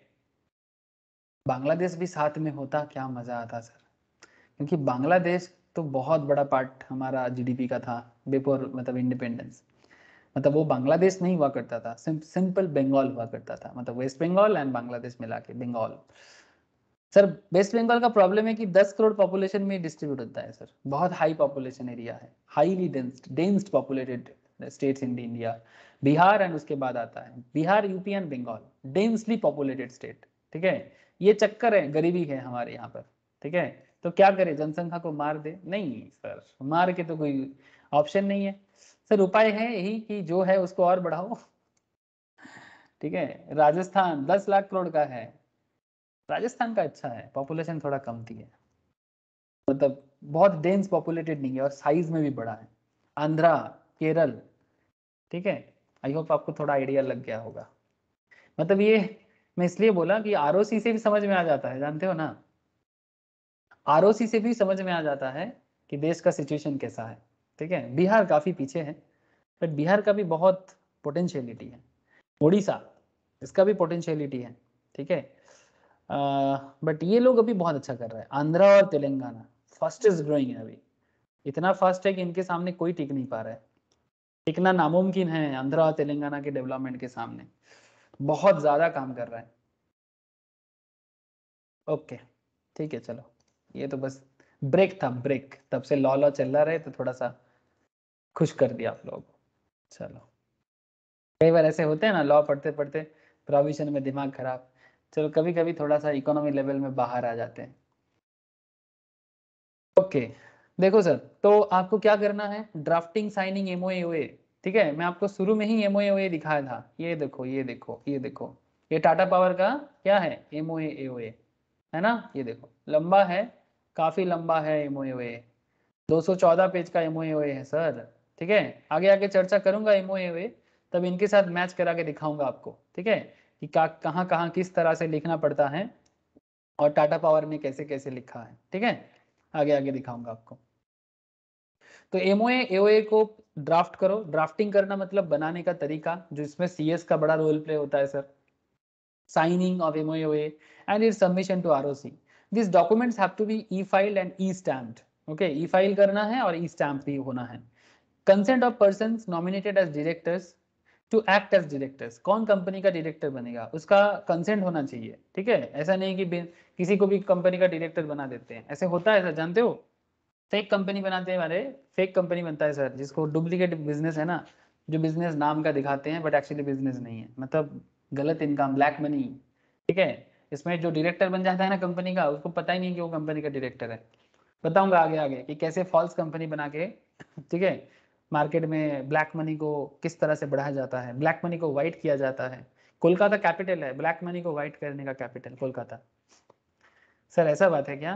हाँ सर, ब्लैक मनी को व्हाइट करने के लिए सस्ते में जो भी काम होता है ना, चार्टर्ड अकाउंटेंट, सस्ते में चार्टर्ड अकाउंटेंट कोलकाता में मिल जाता है। सर क्या बात करते हो? हाँ सर, जो है वही बता रहा हूँ आपको, नेशनल डेटा से मिला है सर। इसमें बड़े बड़े पॉलिटिशियन से लेके बड़े बड़े बिजनेसमैन तक, बड़े बड़े चार्टर्ड अकाउंटेंट से लेके सबको एकदम मिला हुआ है, ठीक है। चाय वाले तक, मतलब जो लोकल चाय वाले तक इसके अंदर शामिल है। बहुत बड़ा एक चेंज चलता है, ठीक है, तभी तो करप्शन होता है। अब छोड़ो सर इसके बारे में, अब ज्यादा बात अभी नहीं करेंगे, बट बाद में बात करेंगे। सेल कंपनीज का कॉन्सेप्ट है, सेल कंपनी। सेल मतलब कछुआ की तरह ढका हुआ कंपनी, वास्तव में कंपनी नहीं है, बट कंपनी का नाम है, मतलब पेपर में है पर काम पे नहीं है। ये ऐसा होता है क्या? अरे बिल्कुल होता है। ये रॉबर्ट वड्रा है ना सर, रॉबर्ट वड्रा, जानते हो, ये प्रियंका गांधी का क्या है, वो प्रियंका गांधी का हस्बैंड, ठीक है। उसका भी ऐसे गुजरात में ऐसा था, ठीक है। मैं पढ़ रहा था एक आर्टिकल, उसमें पकड़ा गया था ऐसे बहुत सारा कॉन्सेप्ट सामने निकल के आ जाएगा। ये एक बड़ा फेमस पर्सन है जो बीजेपी का ही है, बट बीजेपी का सारा दिन बीजेपी को भी गाली मतलब बेसिकली क्रिटिसाइज करता रहता है। मेरे को बहुत अच्छा लगता है, काफी स्कॉलर इंसान है, आप लोग सुन सकते हो उनको। उनका देश के बारे में, इकोनॉमी के बारे में बहुत नॉलेज है। स्वामी, क्या नाम है, पूरा नाम भूल रहा हूँ मैं, समथिंग स्वामी। आप लोग मेरे को मेरा बात समझ पा रहे हैं सर? वो ये सब मैटर में काफी केस भी किया है, मतलब जो भी गलत चीजें इसके अगेंस्ट में। ठीक है, क्या स्वामी है, मैं भूल रहा हूँ पूरा नाम, बट उनको सुनना जरूर सर, वो काफी अच्छा चाहिए। बीजेपी को भी नहीं छोड़ता, वो बीजेपी का ही है, बीजेपी का एमपी है बीजेपी को भी नहीं छोड़ता है, काफी सीनियर है, 80+ के आसपास एज होंगे उनका। स्वामीनाथन, भूल रहा हूँ, डॉक्टर स्वामीनाथन ऐसा कुछ नाम है। कभी कभी ना मेरा मेमोरी आजकल खराब हो रहा है, नाम मुंह में आता है, मतलब मैं बोलने के टाइम पे गलत बोल देता हूँ। अच्छा, सुब्रमण्यम स्वामी, यस, नाम याद आ गया। जानते हो सर आप लोग डॉक्टर सुब्रमण्यम स्वामी को? ये सब नो लोगों को सर। सुनना, हाँ जाना करो सर, ये सब लोगों को जाना करो। ये नाम लोग, सुना जी। नाम सुना सर? हाँ सुब्रमण्यम सर। स्वामी, सुब्रमण्यम स्वामी, ये राज्यसभा का मेंबर भी है, राज्यसभा का मेंबर है, लोकसभा का नहीं। ठीक है, 82 ईयर्स ओल्ड, काफी सीनियर पर्सनैलिटी है सर, बहुत सीनियर पर्सनैलिटी। ठीक है, ये पहले बीजेपी का जो पुराना विंग था जनता दल बोल के, उनके उनके कॉन्सेप्ट में इनका था। ये 2013 में जनता दल छोड़ा, मतलब जनता दल एक्चुअली ये हो गया और बीजेपी के साथ मार्च हुआ, और उसके बाद से ये बीजेपी के ही स्पोक्स पर्सन होते हैं। लेकिन ये बीजेपी को भी नहीं छोड़ता है, मतलब मोदी जी को भी खुलेआम क्रिटिसाइज करते हैं। मतलब ये मानना पड़ेगा, ऐसा लोग चाहिए जो अपने पार्टी के अगेंस्ट में भी बात कर सके, है ना, गलत को गलत बोल सके। इनके अगेंस्ट में तो मोदी जी भी नहीं बोल सकते, ऐसा इंसान है। मोदी जी भी इनके सामने सर झुका के चुपचाप बात सुनेंगे, मतलब ये मोदी जी को भी नहीं छोड़ते, और वो भी मतलब इंटरनेशनल लेवल में नहीं छोड़ते। कोई आम इंसान नहीं है सर। मैं क्यों इनको सुनने के लिए बोल रहा हूँ, बिकॉज ये पॉलिटिशियन तो है ही, साथ में इकोनॉमिस्ट भी है, स्टैटिस्टिशियंस भी है, नॉमिनेटेड मेंबर ऑफ पार्लियामेंट भी है, ठीक है, इंडियन पार्लियामेंट में। और ये सर मैथमेटिकल इकोनॉमिक्स में institute, Indian institute of technology में प्रोफेसर भी है। ठीक है, मैथमेटिकल इकोनॉमिक्स में आईआईटी दिल्ली में पढ़ाते भी हैं। अभी नहीं पढ़ाते कभी, लेकिन कभी कभी विजिट करते हैं। और इनका हिंदू नेशनलिस्ट व्यूज भी है, मतलब भारत देश को, भारत देश का जो पहचान है उसको मतलब बाहर लाने में काफी काम कर रहे हैं। ठीक है, मतलब भारत देश का पहचान जो है, मतलब जो हमारा असलियत है उसको सामने लाने के लिए काफी काम कर रहा है। भाई आपका ओरिजिनलिटी क्या है आप देखो, ठीक है, आपका इतिहास क्या है आप देखो, ये सबके सामने बताते हैं। काफी अच्छा अच्छा काम किए हैं इनके, ये खुलेआम बोलते हैं, काफी कंट्रोवर्सी भी क्रिएट करते हैं। लेकिन आप जरूर इनके बात सुनिएगा, आपको कुछ तो आइडिया मिलेगा। भले ही आप उनको पसंद करो, मैं भी इनका हर बात एकदम आंख बंद करके नहीं मानता, बट जब भी सुनता हूँ इनका जो मत होता है, जो व्यूज होता है, ये मैं सुनने का कोशिश करता हूँ। ठीक है, ये बहुत सारे मैटर में बात किया है, बहुत सारे मैटर में, इवन सुप्रीम कोर्ट को भी नहीं छोड़ता सुप्रीम कोर्ट को भी नहीं छोड़ता कि सुप्रीम कोर्ट ने क्या सही किया। और इतना है इन पे दम है, ठीक है, इन पे इतना दम है कि ये बोल पाए, नॉलेजेबल है। सुनिएगा सर आप लोग, सुब्रमण्यम स्वामी बहुत पुराना पॉलिटिशियन है सर। कब से है जानते हो?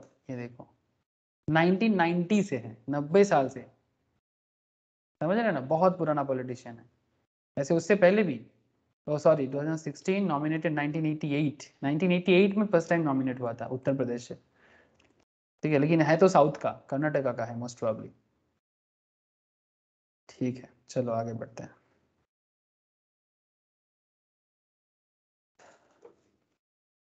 तो क्या हो गया sir? Sir, consent of persons nominated as director to act as director to submit it electronically, submission of statutory declaration of compliances and other declarations, pay fee and amount of stamp duty electronically, obtain certificate of incorporation digitally signed by ROC, and file declaration about address registered office. Sir, ये तो 7 point है, याद रखना है क्या? एकदम बिल्कुल याद रखना है, बड़ा सिंपल पॉइंट है, बट आप आराम से इसको याद भी रख लेना। और मैं आपको अभी दिखाता हूँ ये इसका प्रोसेस कैसे होता है। तो चलो सर, हम जाते हैं एमसीए के साइड में। कहाँ जाएंगे sir? Sir ministry of corporate affairs के साइट पे जाएंगे, mca.government.in। दिख गया सर आपको? अब यहाँ पर जाके हमें जाना है मिनिस्ट्री ऑफ कॉर्पोरेट अफेयर्स का, ये रहा गवर्नमेंट ऑफ इंडिया का साइट। ठीक है, यहाँ पर आपको जाना है एमसीए सर्विस में। ठीक है, जैसे ही मैंने एमसीए सर्विस में गया, आप यहाँ पर देख सकते हो sir, DS service, DIN service, master data, LLP मतलब limited liability partnership, e filing, company service. देख पाए sir company service? Hello, company Yes, sir. Service दिखाई दे रहा है? ये देखो सर, Yes, sir. आपको कंपनी बिल्ड करना है तो सबसे पहले आपको चेक करना होगा कि कंपनी का नाम अवेलेबल है कि नहीं है। अगर पहले से कोई नाम अवेलेबल है तो फिर आपका नाम इनवैलिड हो जाएगा, ठीक है। Check CIN, corporate identity number, spice plus, ये मैं बताऊंगा आपको, सिंप्लीफाइड एक कॉन्सेप्ट है कंपनी बिल्ड करने का। फिर अपना नाम रिजर्व करो, रिजर्व यूनिक नेम। उसके बाद आता है इनकॉर्पोरेशन, ठीक है। मैं इनकॉर्पोरेशन पे क्लिक करता हूँ। ये देखो sir, steps to register a new company, ठीक है। ये देखो यहाँ पर रिलेटेड लिंक भी दिया हुआ है, register acquire digital signature, register digital signature, track SRN, ठीक है। फॉर्म नंबर जो भी फॉर्म चाहिए होता है सब कुछ यहाँ होता है सर, ठीक है। OPC 1% company, digital signature certificate, ई फाइलिंग, FAQ, पेमेंट FAQ, ई स्टैम्प, ठीक है। ये सब आपको यहीं से होता है सर। आप यहाँ से फॉर्म अपलोड भी कर सकते हो, एवरीथिंग। तो यहाँ पर आप अगर क्लिक करोगे, ठीक है, ये देखो, incorporate A company through simplified proforma for incorporating company electronically, spice INC 32, ठीक है। स्पाइस INC 32 मतलब इनकॉर्पोरेशन, INC का मतलब है इनकॉर्पोरेशन, ठीक है। स्पाइस का मतलब है सिंप्लीफाइड प्रोफार्मा, बताता हूँ मैं आपको, ठीक है। सिंप्लीफाइड प्रोफार्मा कॉन्सेप्ट होता है तो इनकॉर्पोरेशन कंपनी, EMOA मतलब electronic memorandum of association, INC 33, EAOA मतलब electronic article of association, INC 34, ठीक है। ये सब मतलब रजिस्टर मतलब कनेक्टेड फॉर्म है सर, जिसके थ्रू से होता है। Is the default option and most companies are required to be incorporated through spice only. सबको स्पाइस के थ्रू से ही आना पड़ता है, ठीक है। स्पाइस एक फुल फॉर्म होता है सर, मैं आपको बताता हूँ। Incorporation through spice, for detail spice FAQ under help and FAQ में भी referred. How can foreign companies establish place for business in India, वो भी यहाँ पर दिया हुआ है कि अगर कोई फॉरेन कंपनी इंडिया में बिजनेस एस्टेब्लिश करते हैं तो उसके लिए क्या कॉन्सेप्ट है वो भी बता के रखा है, ये भी आप गो थ्रू कर सकते हो।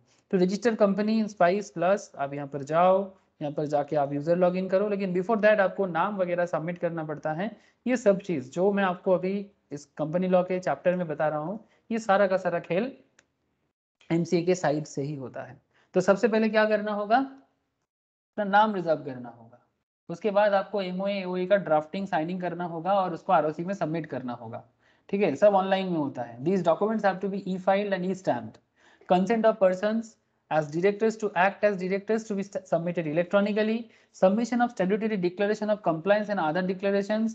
Pay fee and amount of stamp duty electronically. Obtain certificate of incorporation digitally signed by ROC and file declaration about address of registered office. ये भी आपको करना पड़ेगा। तो ये सब जब आप लोग ट्रेनिंग करोगे तब आपको प्रैक्टिकली करने का मौका भी मिल जाता है, जब आर्टिकल ट्रेनिंग वगैरह करते हो आप। The new requirement submitting declarations that all subscribers have paid the value of shares agreed to be taken by him and verification of registered office has been filed. This requirement is needed to be complied with before the commencement of business. Business start करने से पहले ये सब requirement fulfil करना होता है, ठीक है। तो filing of the documents and information with the register, तो सबसे पहले क्या करना है, डॉक्यूमेंट फाइल करो और इन्फॉर्मेशन रजिस्टर के पास जमा करो। For the registration of the company, following documents and information are required to be filed with the register within whose jurisdiction the registered office of the company is proposed to be situated, ठीक है।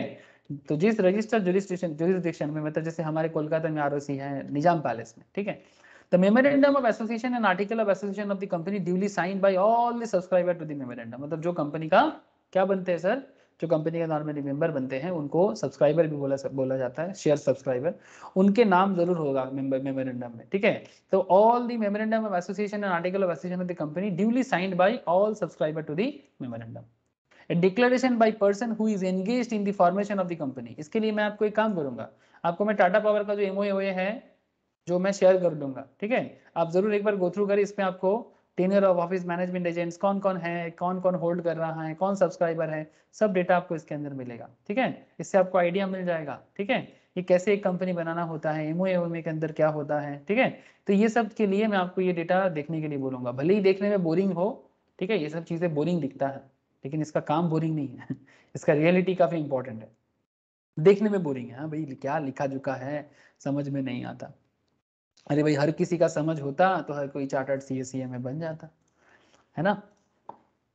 तो it's like that. तो आगे देखते हैं sir, the memorandum of association, declaration by person who is engage in the formation of the company, an advocate, ठीक है, declaration bye a person who is engaged in the formation of the company, मतलब company formation में कौन कौन काम करता है, आपको मैं पहले भी बोला, एडवोकेट मतलब लॉयर हो सकता है, चार्टर्ड अकाउंटेंट हो सकते हैं, कॉस्ट अकाउंटेंट हो सकते हैं, कंपनी सेक्रेटरी इन प्रैक्टिस, हाँ सर, जॉब करने वाले नहीं, किसी कंपनी के अंडर में जॉब करने वाले नहीं, ठीक है, जो इन प्रैक्टिस में है, मतलब इंस्टीट्यूट से लाइसेंस लेके प्रैक्टिस कर रहे हैं, ऐसा चार्टर्ड अकाउंटेंट, ऐसा कॉस्ट अकाउंटेंट, ऐसा company secretary, and by a person named in the articles, ठीक है, जिनका नाम आर्टिकल्स में है, जैसे कि डायरेक्टर, मैनेजर और सेक्रेटरी ऑफ द कंपनी, मतलब CS, that all the requirement of this act and the rules made thereunder in respect of registration and matters precedent or incidental there to have been complied with, तो सब कुछ as per rules regulation हुआ है कि नहीं है, जो भी कंपनी फॉर्म करने में डिक्लेरेशन मतलब मैनेज कर रहे हैं उनका डिक्लेरेशन भी जरूरी है,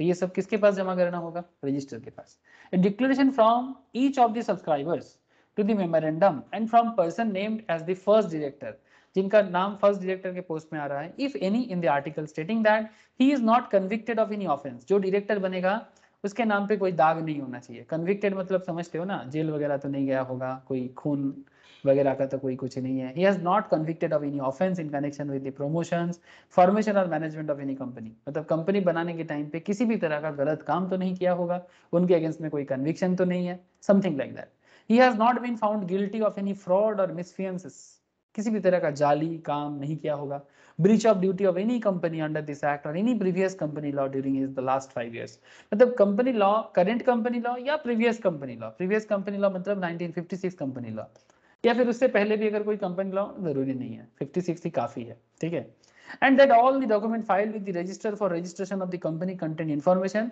that is correct and complete and true to the best of his knowledge and belief, मतलब आप किसी भी तरह का गलत इंफॉर्मेशन नहीं दे सकते, जो बोलना है सही बोलना है, गलत इंफॉर्मेशन देके अगर बाद में फंस जाते हो तो मुश्किल में फंस जाओगे, ठीक है, तो गलत डेटा देके अपने आप को किसी भी तरह का गलत काम ना करें, ठीक है, क्योंकि आजकल ना बड़े बड़े कंपनीज फंस रहा है सर, ठीक है, तो मतलब वो बोलते हैं ना कि ऐसे एक बड़ा फेमस है कि चोरी विद्या महाविद्या जुदी ना परो धौड़ा, मतलब समझते हो, मतलब चोरी करना बहुत बड़ा बात है, अगर कर लेते हो तो बहुत अच्छा, लेकिन अगर पकड़े गए तो फिर बहुत बड़ा मुश्किल आ जाएगा, ठीक है, तो पकड़े पकड़े जाने से क्या है ना, पकड़े जाने से नाम इज्जत तो जाएगा ही, और फिर क्या बताऊं सर उठा के जीना मुश्किल हो जाएगा, हाँ भले ही थोड़ा पैसा ज्यादा कमा लेते हो डुप्लीकेसी करके लोग, ठीक है, डुप्लीकेसी करके थोड़ा ज्यादा पैसा जरूर कमा लेते हैं, लेकिन डुप्लीकेसी का पैसा ज्यादा दिन रहता नहीं है, किसी ना किसी कारण से वो खराबी हो जाते हैं, ये देखा गया है सर, ये तो देखा गया है, ठीक है, चाहे कुछ भी बोलो आप, ठीक है, आज मतलब मैं देखा हूँ बहुत सारे लोगों को जो थोड़ा पैसा कमा के लेते हैं, अपने आप को मतलब क्या बोलो सर, होनू समझ लेते हैं, ठीक है, थोड़ा ज्यादा मतलब कुछ था नहीं, अचानक कुछ हो गया, मैं सीरियसली बहुत सारे बहुत क्लोज लोग को भी देखा, एकदम करीबी लोगों को भी देखा, थोड़ा पैसा क्या हो गया अपने आप को कुछ समझने लगा, और गलत तरीके से जो करते हैं ना उसी को ऐसा समझ आता है, जो सही तरीके से कमाते हैं ना, जिसका मेहनत का पैसा है, ठीक है, मतलब सुबह से लेकर रात तक मेहनत करते हैं, खून पसीना बहाते हैं, ठीक है, या तो दिमाग का दही बनाते हैं या फिर पसीना पसीना बहा के तब जाके घर में पैसा आता है ना, इनका दो नंबर ही होने का चांसेस नहीं है, 2 नंबर ही उनका होता है जो गलत तरीके से लोगों को फंसा के, डरा के, धमका के गलत पैसा बनाते हैं, इनका फ्यूचर खराब ही हो जाता है, हाँ भले ही कुछ दिनों के लिए अच्छा दिखने में हो, सर ऐसा बात थोड़ी ना कंपनी लॉ में लिखा हुआ है, हाँ सर बोल तो रहा है जो भी बोलो सच बोलो, the address for correspondence till it's registered office is established, ये सब जो भी लॉ है ना सर, मैं बार बार बोलता हूँ, लोगों को पसंद नहीं आता होगा शायद, क्योंकि मुझे ऐसा लगता है कि अगर आपको लॉ समझना हो, चुपचाप आप एक बार ना गीता वगैरह पढ़ो, सर इसलिए नहीं बोल रहा हूँ, धर्म ग्रंथ के लिए नहीं बोल रहा, जस्ट ऐसे ही पढ़ लो, क्यों, उसमें कुछ नहीं, जीने का नियम बोला गया है, ठीक है, जीने का तरीका बोला गया है, तो आपको ना समझ आ जाएगा कि जीने का तरीका जो गीता वगैरह में बोला गया है उसके साथ ये लॉ जो बना है उसमें क्या सिमिलरिटीज है, ठीक है, मतलब ऑलमोस्ट आपको हर चीज में ना सिमिलरिटीज फीलिंग्स आएगा, अच्छा इसलिए बोल रहा है ये देने के लिए, वो फॉर्म वगैरह से सिर्फ आपको यहाँ पर क्या अलग दिखेगा, फॉर्म बाकी आप गीता पढ़ो या कोई भी धर्म ग्रंथ पढ़ो, कुरान पढ़ो, बाइबल पढ़ो, जो आपका पसंद है, ठीक है, जो आपको ठीक लगता है आप पढ़ सकते हो, ठीक है, लेकिन पॉइंट है कि वहां पर भी ऐसे ही सेक्शन धारा ऐसे करके ही बताते हैं, और लॉ का किताब भी चाहे कंपनी लॉ पढ़ो, इंडस्ट्रियल लॉ पढ़ो, बिजनेस लॉ पढ़ो, इकोनॉमिक लॉ पढ़ो, ठीक है, कमर्शियल लॉ पढ़ो,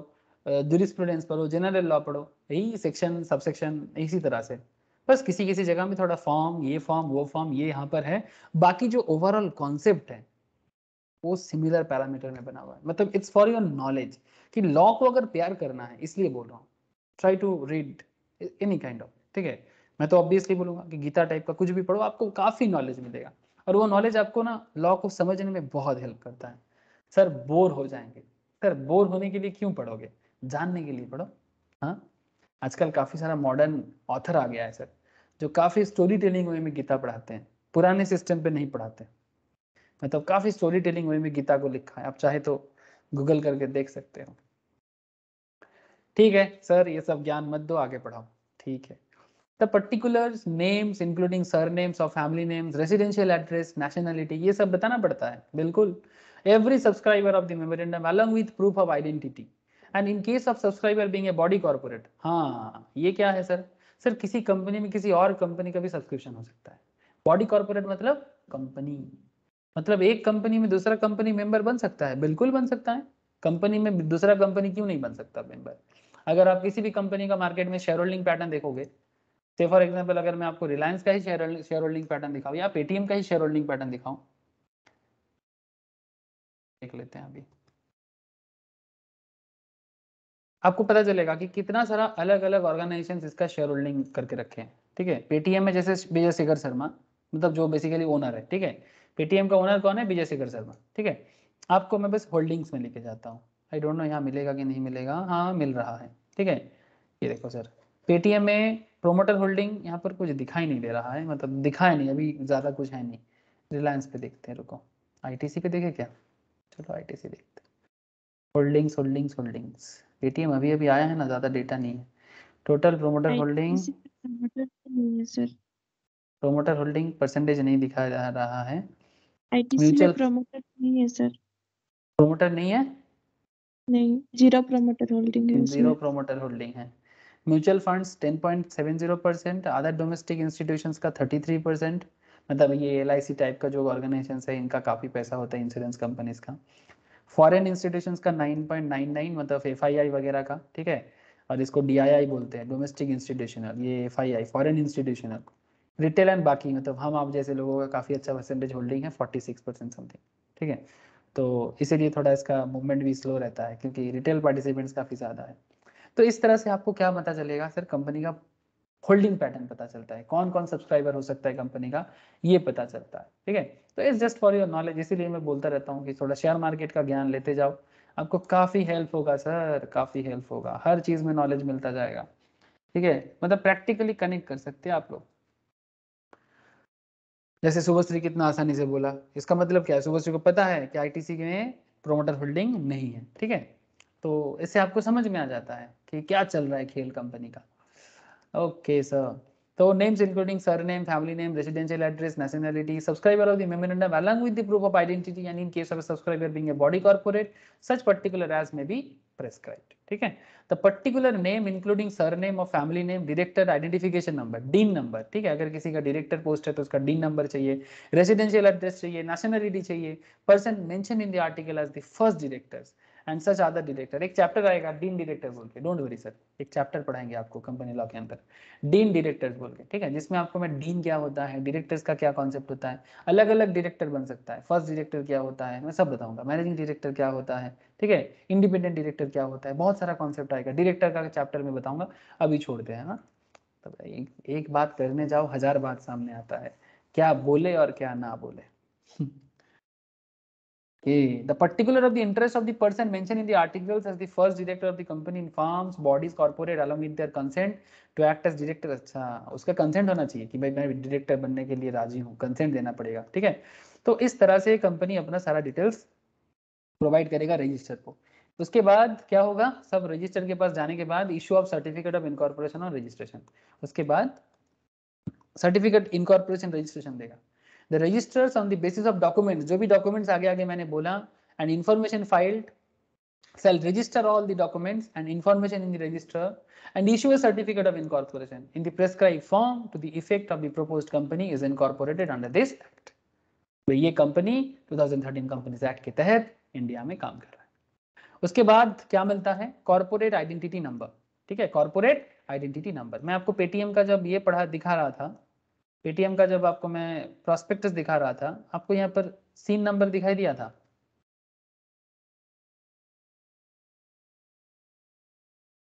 दिखाई दिया sir, corporate identity number? Yes sir. Yes sir. ठीक है, तो इसके बाद रजिस्टर क्या करेगा? सीन नंबर प्रोवाइड करेगा। ठीक है, समझ रहे हैं ना किस तरह से कंपनी का पूरा प्रोसेस चलता है। अब जाके सीन आएगा, CIN, corporate identity number. On and from the date mentioned in the certificate of incorporation, the registrars are allowed to the company a corporate identity number, and which shall be a distinct identity for the company, and which shall also be included in the certificate. Maintenance of copies of all documents and information, मतलब जैसे आप लोग जब institute में register करते हो तब भी इंस्टीट्यूट भी आपका डिटेल्स इसी तरह से रजिस्टर करते हैं, है ना? बस ऑलमोस्ट लाइक दैट, सेम तरह का ही है, बस कंपनी है, लाख करोड़ का पैसा का बिजनेस करते हैं, तो हर एक बात बहुत सेंसिटिव होता है। Maintenance of copies of all documents and information, the company shall maintain and preserve at is registered office. जो भी डॉक्यूमेंट्स है कंपनी को अपने रजिस्टर्ड ऑफिस में मेंटेन करना पड़ेगा। Copies of all documents and information as originally filed till its dissolution, जब तक कंपनी बंद ना हो जाता, जब तक कंपनी डिसोल्यूशन ना हो जाता, सारा का सारा डॉक्यूमेंट्स एंड कॉपीज अपने रजिस्टर्ड ऑफिस में रखना पड़ेगा। समझ रहे हैं सब? Furnishing the false and incorrect information or suppression of material fact, अगर आप कोई गलत इंफॉर्मेशन देते हो या फिर कोई इंपॉर्टेंट इंफॉर्मेशन, मटेरियल मतलब इंपॉर्टेंट, वैल्यूएबल, ठीक है, मटेरियल का मतलब होता है वैल्यूएबल, अगर कोई वैल्यूएबल इंफॉर्मेशन को सप्रेस करते हो, छुपाते हो at the time of incorporation, during incorporation process, if any person furnish any false और incorrect information or suppresses any material information of which he is aware in any of the documents, उसको पता था, जानबूझ के गलती किया, sir कैसे पता चलेगा? सर जो प्रोमोटर होते हैं ना उनको सब पता होता है, ठीक है और ऐसे भी आपको पता है ignorance of law is not excuse, ठीक है। सो filed with the register in relation to the registration of a company, he shall be liable action of fraud under section 447, companies act में 447 के तहत उसको फ्रॉड या जाली माना जाएगा, ठीक है, कि भाई ये जाली इंसान है, फ्रॉड है, ठीक है। तो ये बहुत गलत बात है ना सर, अगर कोई आपको फ्रॉड बोलता है तो यही बात है, तो आपके नाम पे फ्रॉड बात मार्केट में निकल जाएगा। Corporate company already incorporated by furnishing any false और इनकरेक्ट इन्फॉर्मेशन, कंपनी ऑलरेडी किसी गलत डिटेल्स के साथ मार्केट में आ चुका है, या representation of by suppressing any material fact, और ये भी कुछ मटेरियल फैक्ट को सप्रेस भी कर दिया, लेकिन अब क्या है ना, कंपनी तो इनकॉर्पोरेट हो चुका, मतलब आप क्या बोलोगे, अब पछता के क्या होगा जब चिड़िया चुग गई खेत, ऐसा बात है क्या? नहीं नहीं, इसका भी कुछ होगा, हाँ, पछताने का क्या है, अभी भी कुछ मौका होगा। Where at any time after the incorporation of a company, it is proved that the company has been got incorporated by furnishing any false or incorrect information or representation or suppressing any material fact or information in any of the documents or declaration filed or made for incorporating such company, or by any fraudulent action, the promoters, the person named as the first directors of the company, and the person making declaration, ठीक है। Specially declaration normally कौन देता है? जो legal matter देखते हैं, CA, CMA वाले, है ना। तो प्रोमोटर हो सकता है, फर्स्ट डायरेक्टर हो सकता है, या कोई डिक्लेरेशन देने वाला इंसान हो सकते हैं। Under this section shall be each be liable to for action of fraud under section 47, ठीक है, या तो डायरेक्टर या तो प्रोमोटर, ठीक है, फर्स्ट डायरेक्टर, प्रोमोटर, या फिर जो बंदा डिक्लेरेशन दे रहा है, सबको फ्रॉड माना जाएगा, ठीक है। उसमें चार्टर्ड CAs, लॉयर, कोई भी आ सकता है, CMA, समझ रहे हैं ना सर? इसलिए गलत इंफॉर्मेशन देके कोई भी काम चालू करोगे मुश्किल में पड़ जाओगे। ऑफ द ट्रिब्यूनल का क्या मैटर है sir? Where a company has been got incorporated by furnishing false और इनकरेक्ट इंफॉर्मेशन, मतलब जो बोला गलत बोला, जो बोला गलत बोला, और representation or by suppressing any material fact or information in any of the documents or declaration filed or made for incorporating such company, or by any fraudulent action, the tribunal may, on an application made to it on being satisfied that the situation so warrants, जो भी situation मांगता है उसके basis में वो decision ले सकता है, ठीक है। तो ट्राइब्यूनल क्या कर सकता है? fraudulent action ले सकता है, सिंपल बात है. Such company or by any fraudulent action the tribunal may on application made to it on being satisfied that the situation so warrants. जो भी सिचुएशन मांग होगा उसके बेसिस में. ये NCLT का काम है. NCLT के बारे में हम लोग आगे के चैप्टर्स में चर्चा करेंगे सर. NCLT का एक बड़ा चैप्टर आएगा, ठीक है. Tribunals means national company law tribunal, constituted under section 408, याद ले लो अभी, ठीक है, under companies act 2013. NCLT is a quasi judicial body in India that adjudicates issues relating to companies in India. NCLT is established under the Companies Act 2013 and was constituted on 1st June 2016. ऐसा समझो company का court है sir, ठीक है. अपना अपना बात करने के लिए सब यहाँ पर पहुंच जाते हैं. आता है pass such orders as it may think fit, मतलब NCLT for regulation of the management of the company including changes if any in its memorandum and article in public interest or in the interest of the company and its members and creditors. Direct that liability of the members shall be unlimited. और ये भी बोल देगा कुछ भी गलत होगा, जो भी मार्केट में लाइबिलिटी होगा अनलिमिटेड लाइबिलिटी कर देगा, ठीक है. वही मेंबर्स पर्सनली लायबल हो जाएगा हर कोई. Direct removal of the name of the company, company का नाम रिमूव करने के लिए बोल देगा रजिस्टर ऑफ कंपनी से भाई आरओसी से नाम हटाओ, कंपनी को एकदम डिटेल्स करो. आप लोग अगर न्यूज़पेपर फॉलो करते हो ना, इस तरह का डिटेल्स कंपनी में आता है sir.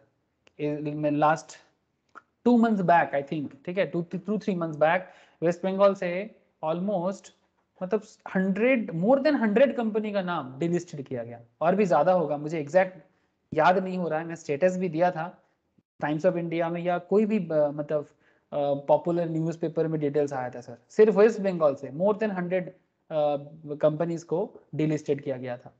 Pass an order of for the winding up of the company, company को वाइंड अप करने का प्रोसेस चालू करने के लिए बोल सकता है. Pass such other orders as it may deem fit. मतलब तो क्या NCLT क्या क्या कर सकता है आपको समझ में आ गया, ठीक है. तो ट्राइब्यूनल का काफी सारा इंपॉर्टेंस है. अगर कुछ भी धोखाधड़ी का केस होगा, या तो नाम रिमूव करो, या तो बिजनेस को वाइंड अप करो, या तो अनलिमिटेड लाइबिलिटी करके मार्केट में जो डेप्ट है उसको कंप्लीट करो, या फिर MOA AOA को चेंज करो, या फिर कुछ भी अदर ऑर्डर जो उसको ठीक लगता है NCLT को वो ऑर्डर दे सकता है, ठीक है. Provided that before making any order, order देने से पहले the company shall be given A reasonable opportunity. हाँ भाई आप, ये भारत है, ये भारत है, यहाँ अजमल कसाब को भी मारने से पहले मौका दिया जाता है. आपको समझ में आ रहा है मैं क्या बोल रहा हूँ? हाँ हेलो सर, ये इंडिया है. इंडिया में रूल्स बड़ा ही ह्यूमैनिटीज के साथ बना हुआ है. आप लोगों को बात समझ में आ रहा है ना? यहाँ इंसानियत को बहुत बड़ा जगह दिया जाता है. ये भारत है, ये दूसरा देश नहीं है. सीरियसली दूसरे कंट्रीज में तो सर क्या बताऊं, दुबई वगैरह में ऐसा ऐसा रूल्स है. चाइना में तो रूल सुनोगे ना पागल हो जाओगे, ठीक है. मतलब ऐसा ऐसा रूल बना हुआ है, सुनने से मतलब रोम कांप उठेगा. मतलब सीरियसली चाइना जैसे कंट्री में भयंकर रूल्स है, भयंकर रूल्स. ये भारत में ये सब प्रॉब्लम हो रहा है. हाँ पाकिस्तान चिल्ला रहा है, उधर मलाला यूसुफजई भी चिल्ला रहे हैं. हाँ चाइना में कुछ चाइना के अगेंस्ट में बोले, नहीं बोलेगा. चाइना में कितना खराबी होता है उनके साथ, नहीं बोलेगा. ये भारत है, सबके लिए इक्वलिटीज है. ये आज नहीं, सदियों से चले आ रहे हैं. भारत को समझना इतना आसान नहीं है. भारत के लोगों का कल्चर को समझना, भारत के लोगों के नियम को समझना इतना आसान इसलिए नहीं है क्योंकि बाकी देश तो सिर्फ मार काट में विश्वास रखते हैं. India is the only country जो दुनिया में पीस क्या होता है, शांति क्या होता है, उसको समझाने का बात करता है. चाहे आप कोई भी कंट्री को देख लो, रशिया को देख लो, अमेरिका को देख लो, हाँ चाइना को देख लो, पाकिस्तान को देख लो, अफगानिस्तान को देख लो, अरबियन नेशंस को देख लो, हाँ सब एक दूसरे के मार पीट करने को छोड़ के कोई नाम ही नहीं लेता. एक कंट्री ऐसा है, seriously proud to be an Indian. भारतवासी होने का गर्व होना चाहिए कि भाई हम लोग दुनिया में ऐसे एकमात्र कंट्री है जो किसी को लेने का बात नहीं करता, सबको साथ लेके चलने का बात करते हैं और सबको मौका देते हैं. अजमल कसाब भी हमारे देश में आके हमारे ही लोगों को मारते हैं. उनको भी मारने से पहले बोलते हैं कि भाई लॉयर लो और अपने आप को साबित करके दिखाओ कि तुम गुनाह नहीं किए, कि हम गुनहगार नहीं है या फिर मैं गिल्टी नहीं हूं. प्रूव करके दिखाओ. अगर ये मौका दिया जाता है, सरकारी वकील दिया जाता है, नॉट गिल्टी प्रूव करो, आपको भी मौका मिलेगा. वो अलग बात कि उसके पास कोई मौका नहीं होगा, बट मौका तो आपको भी मिलेगा. मतलब दोषी को भी मौका मिलता है. ये तो एक कंपनी है. हाँ sir, the company shell give a reasonable opportunity of being heard in the matter. हम लोग बाहरी देशों के बारे में बहुत सपना देखते हैं, अमेरिका ऐसा होगा, हाँ स्विट्जरलैंड ऐसा होगा, सीरियसली बहुत सारे सपने बुनते हैं। भारत के बाहर जाओ फिर पता चलेगा। 5 साल बिताओ, जो लोग जाना चाहते हो मैं मना नहीं करूंगा, दुनिया घूम के आओ, फिर कभी आके मिलना सर से और बताना कि दुनिया का बाकी देश शायद आपको बहुत अट्रैक्टिव लग सकता है, उनका पोशाक, उनका तौर तरीका शायद अट्रैक्टिव लग सकता है, बट जब बात ह्यूमैनिटीज का आएगा आप आके बोलोगे सर। ये मैं आपको लिख के देता हूँ आज। ओवरऑल बात कर रहा हूँ, भारत में बहुत सारा गलतियां हैं, लेकिन एक ओवरऑल जो नेचर होता है ना, वो नेचर के बारे में बात करो, एक एवरेज नेचर। आप घूम के आओ या फिर देखो, भले कुछ पैसा कहीं ज्यादा मिलेगा, बट भारतीयत्व का जो ये नियम है ना, ये लॉ ऑफ लैंड है, हम लोग सबको मौका देते हैं। कंपनी है, इसको तो मौका मिल ही जाएगा। हाँ भाई, आप अपने फेवर में कुछ बोलना चाहते हो, क्यों आपने मिस स्टेटमेंट दिया था, क्यों आपने इनकरेक्ट इन्फॉर्मेशन डाला था, क्यों आपने फॉल्स स्टेटमेंट दिया था, क्यों आपने मटेरियल मैटर को सप्रेस किया था, बता दो भाई। ठीक है, अगर आप प्रूव कर पाते हो कि आप गिल्ट नहीं हो तो ठीक है, माफ कर दिया जा सकता है। इतना आसान नहीं है, इतना आसान नहीं है। भारत का जुडिशियल सिस्टम बहुत प्रेशर में है, इंडिया का जुडिशियल सिस्टम बहुत प्रेशर सिस्टम है। क्यों जानते हो? 138 करोड़ की आबादी है, कितना केस बन सकता है, और लॉ सिस्टम में भारत इतना पैसा नहीं डाल पा रहा है, बिकॉज ये एक सॉरो कॉस्ट है। हाँ सर, लॉ सिस्टम एक सॉरो कॉस्ट है, अनप्रोडक्टिव सिस्टम है, यहाँ से पैसा नहीं मिलता, लेकिन इसको चलाने के लिए खर्चा करना पड़ता है। आपको मेरा बात समझ में आ रहा है? Sorrow cost, defence, law system, ये सब सॉरो कॉस्ट है, मतलब खर्चा करना पड़ता है पर दुख के साथ। क्या आपको बात मेरा समझ आया? 138 करोड़ पॉपुलेशन को जस्टिस देना इतना आसान नहीं है, ऊपर से कंट्री बड़ा, प्रॉब्लम बड़ा, केओस है। अभी भी लोगों के अंदर से गुलामी का कैरेक्टर नहीं गया, अभी भी ऐसा लग रहा है कि सब ब्रिटिश ही आ जाए, हम ब्रिटिश के अंडर में जॉब कर लेंगे। लोगों का ऐसा मेंटेलिटी है अभी भी, ऐसा देश में रहते हैं हम लोग। हाँ, गुलामी का कैरेक्टर अभी तक गया नहीं। ठीक है, मारपीट, दंगा, अलग अलग कॉन्सेप्ट बहुत मुश्किल हैं, क्योंकि फॉरेन इन्वेडर्स आके हमारे अंदर ना बहुत मुश्किल पैदा करके गया है। और अपना प्रॉब्लम तो सबके देश में है, और प्रॉब्लम ही प्रॉब्लम। लॉयर्स क्या करेगा, जज क्या करेगा, इतना जज भी नहीं है। अपने प्रधानमंत्री भी रो देता है सर, जब कोर्ट का मीटिंग होता है ना, हाई कोर्ट सुप्रीम कोर्ट का, कि भाई कैसे लीगल सिस्टम को बदला जाए, रो देता है सर, रो देता है। तो इतना आसान नहीं है, बहुत ही प्रेशराइज एक सिस्टम है।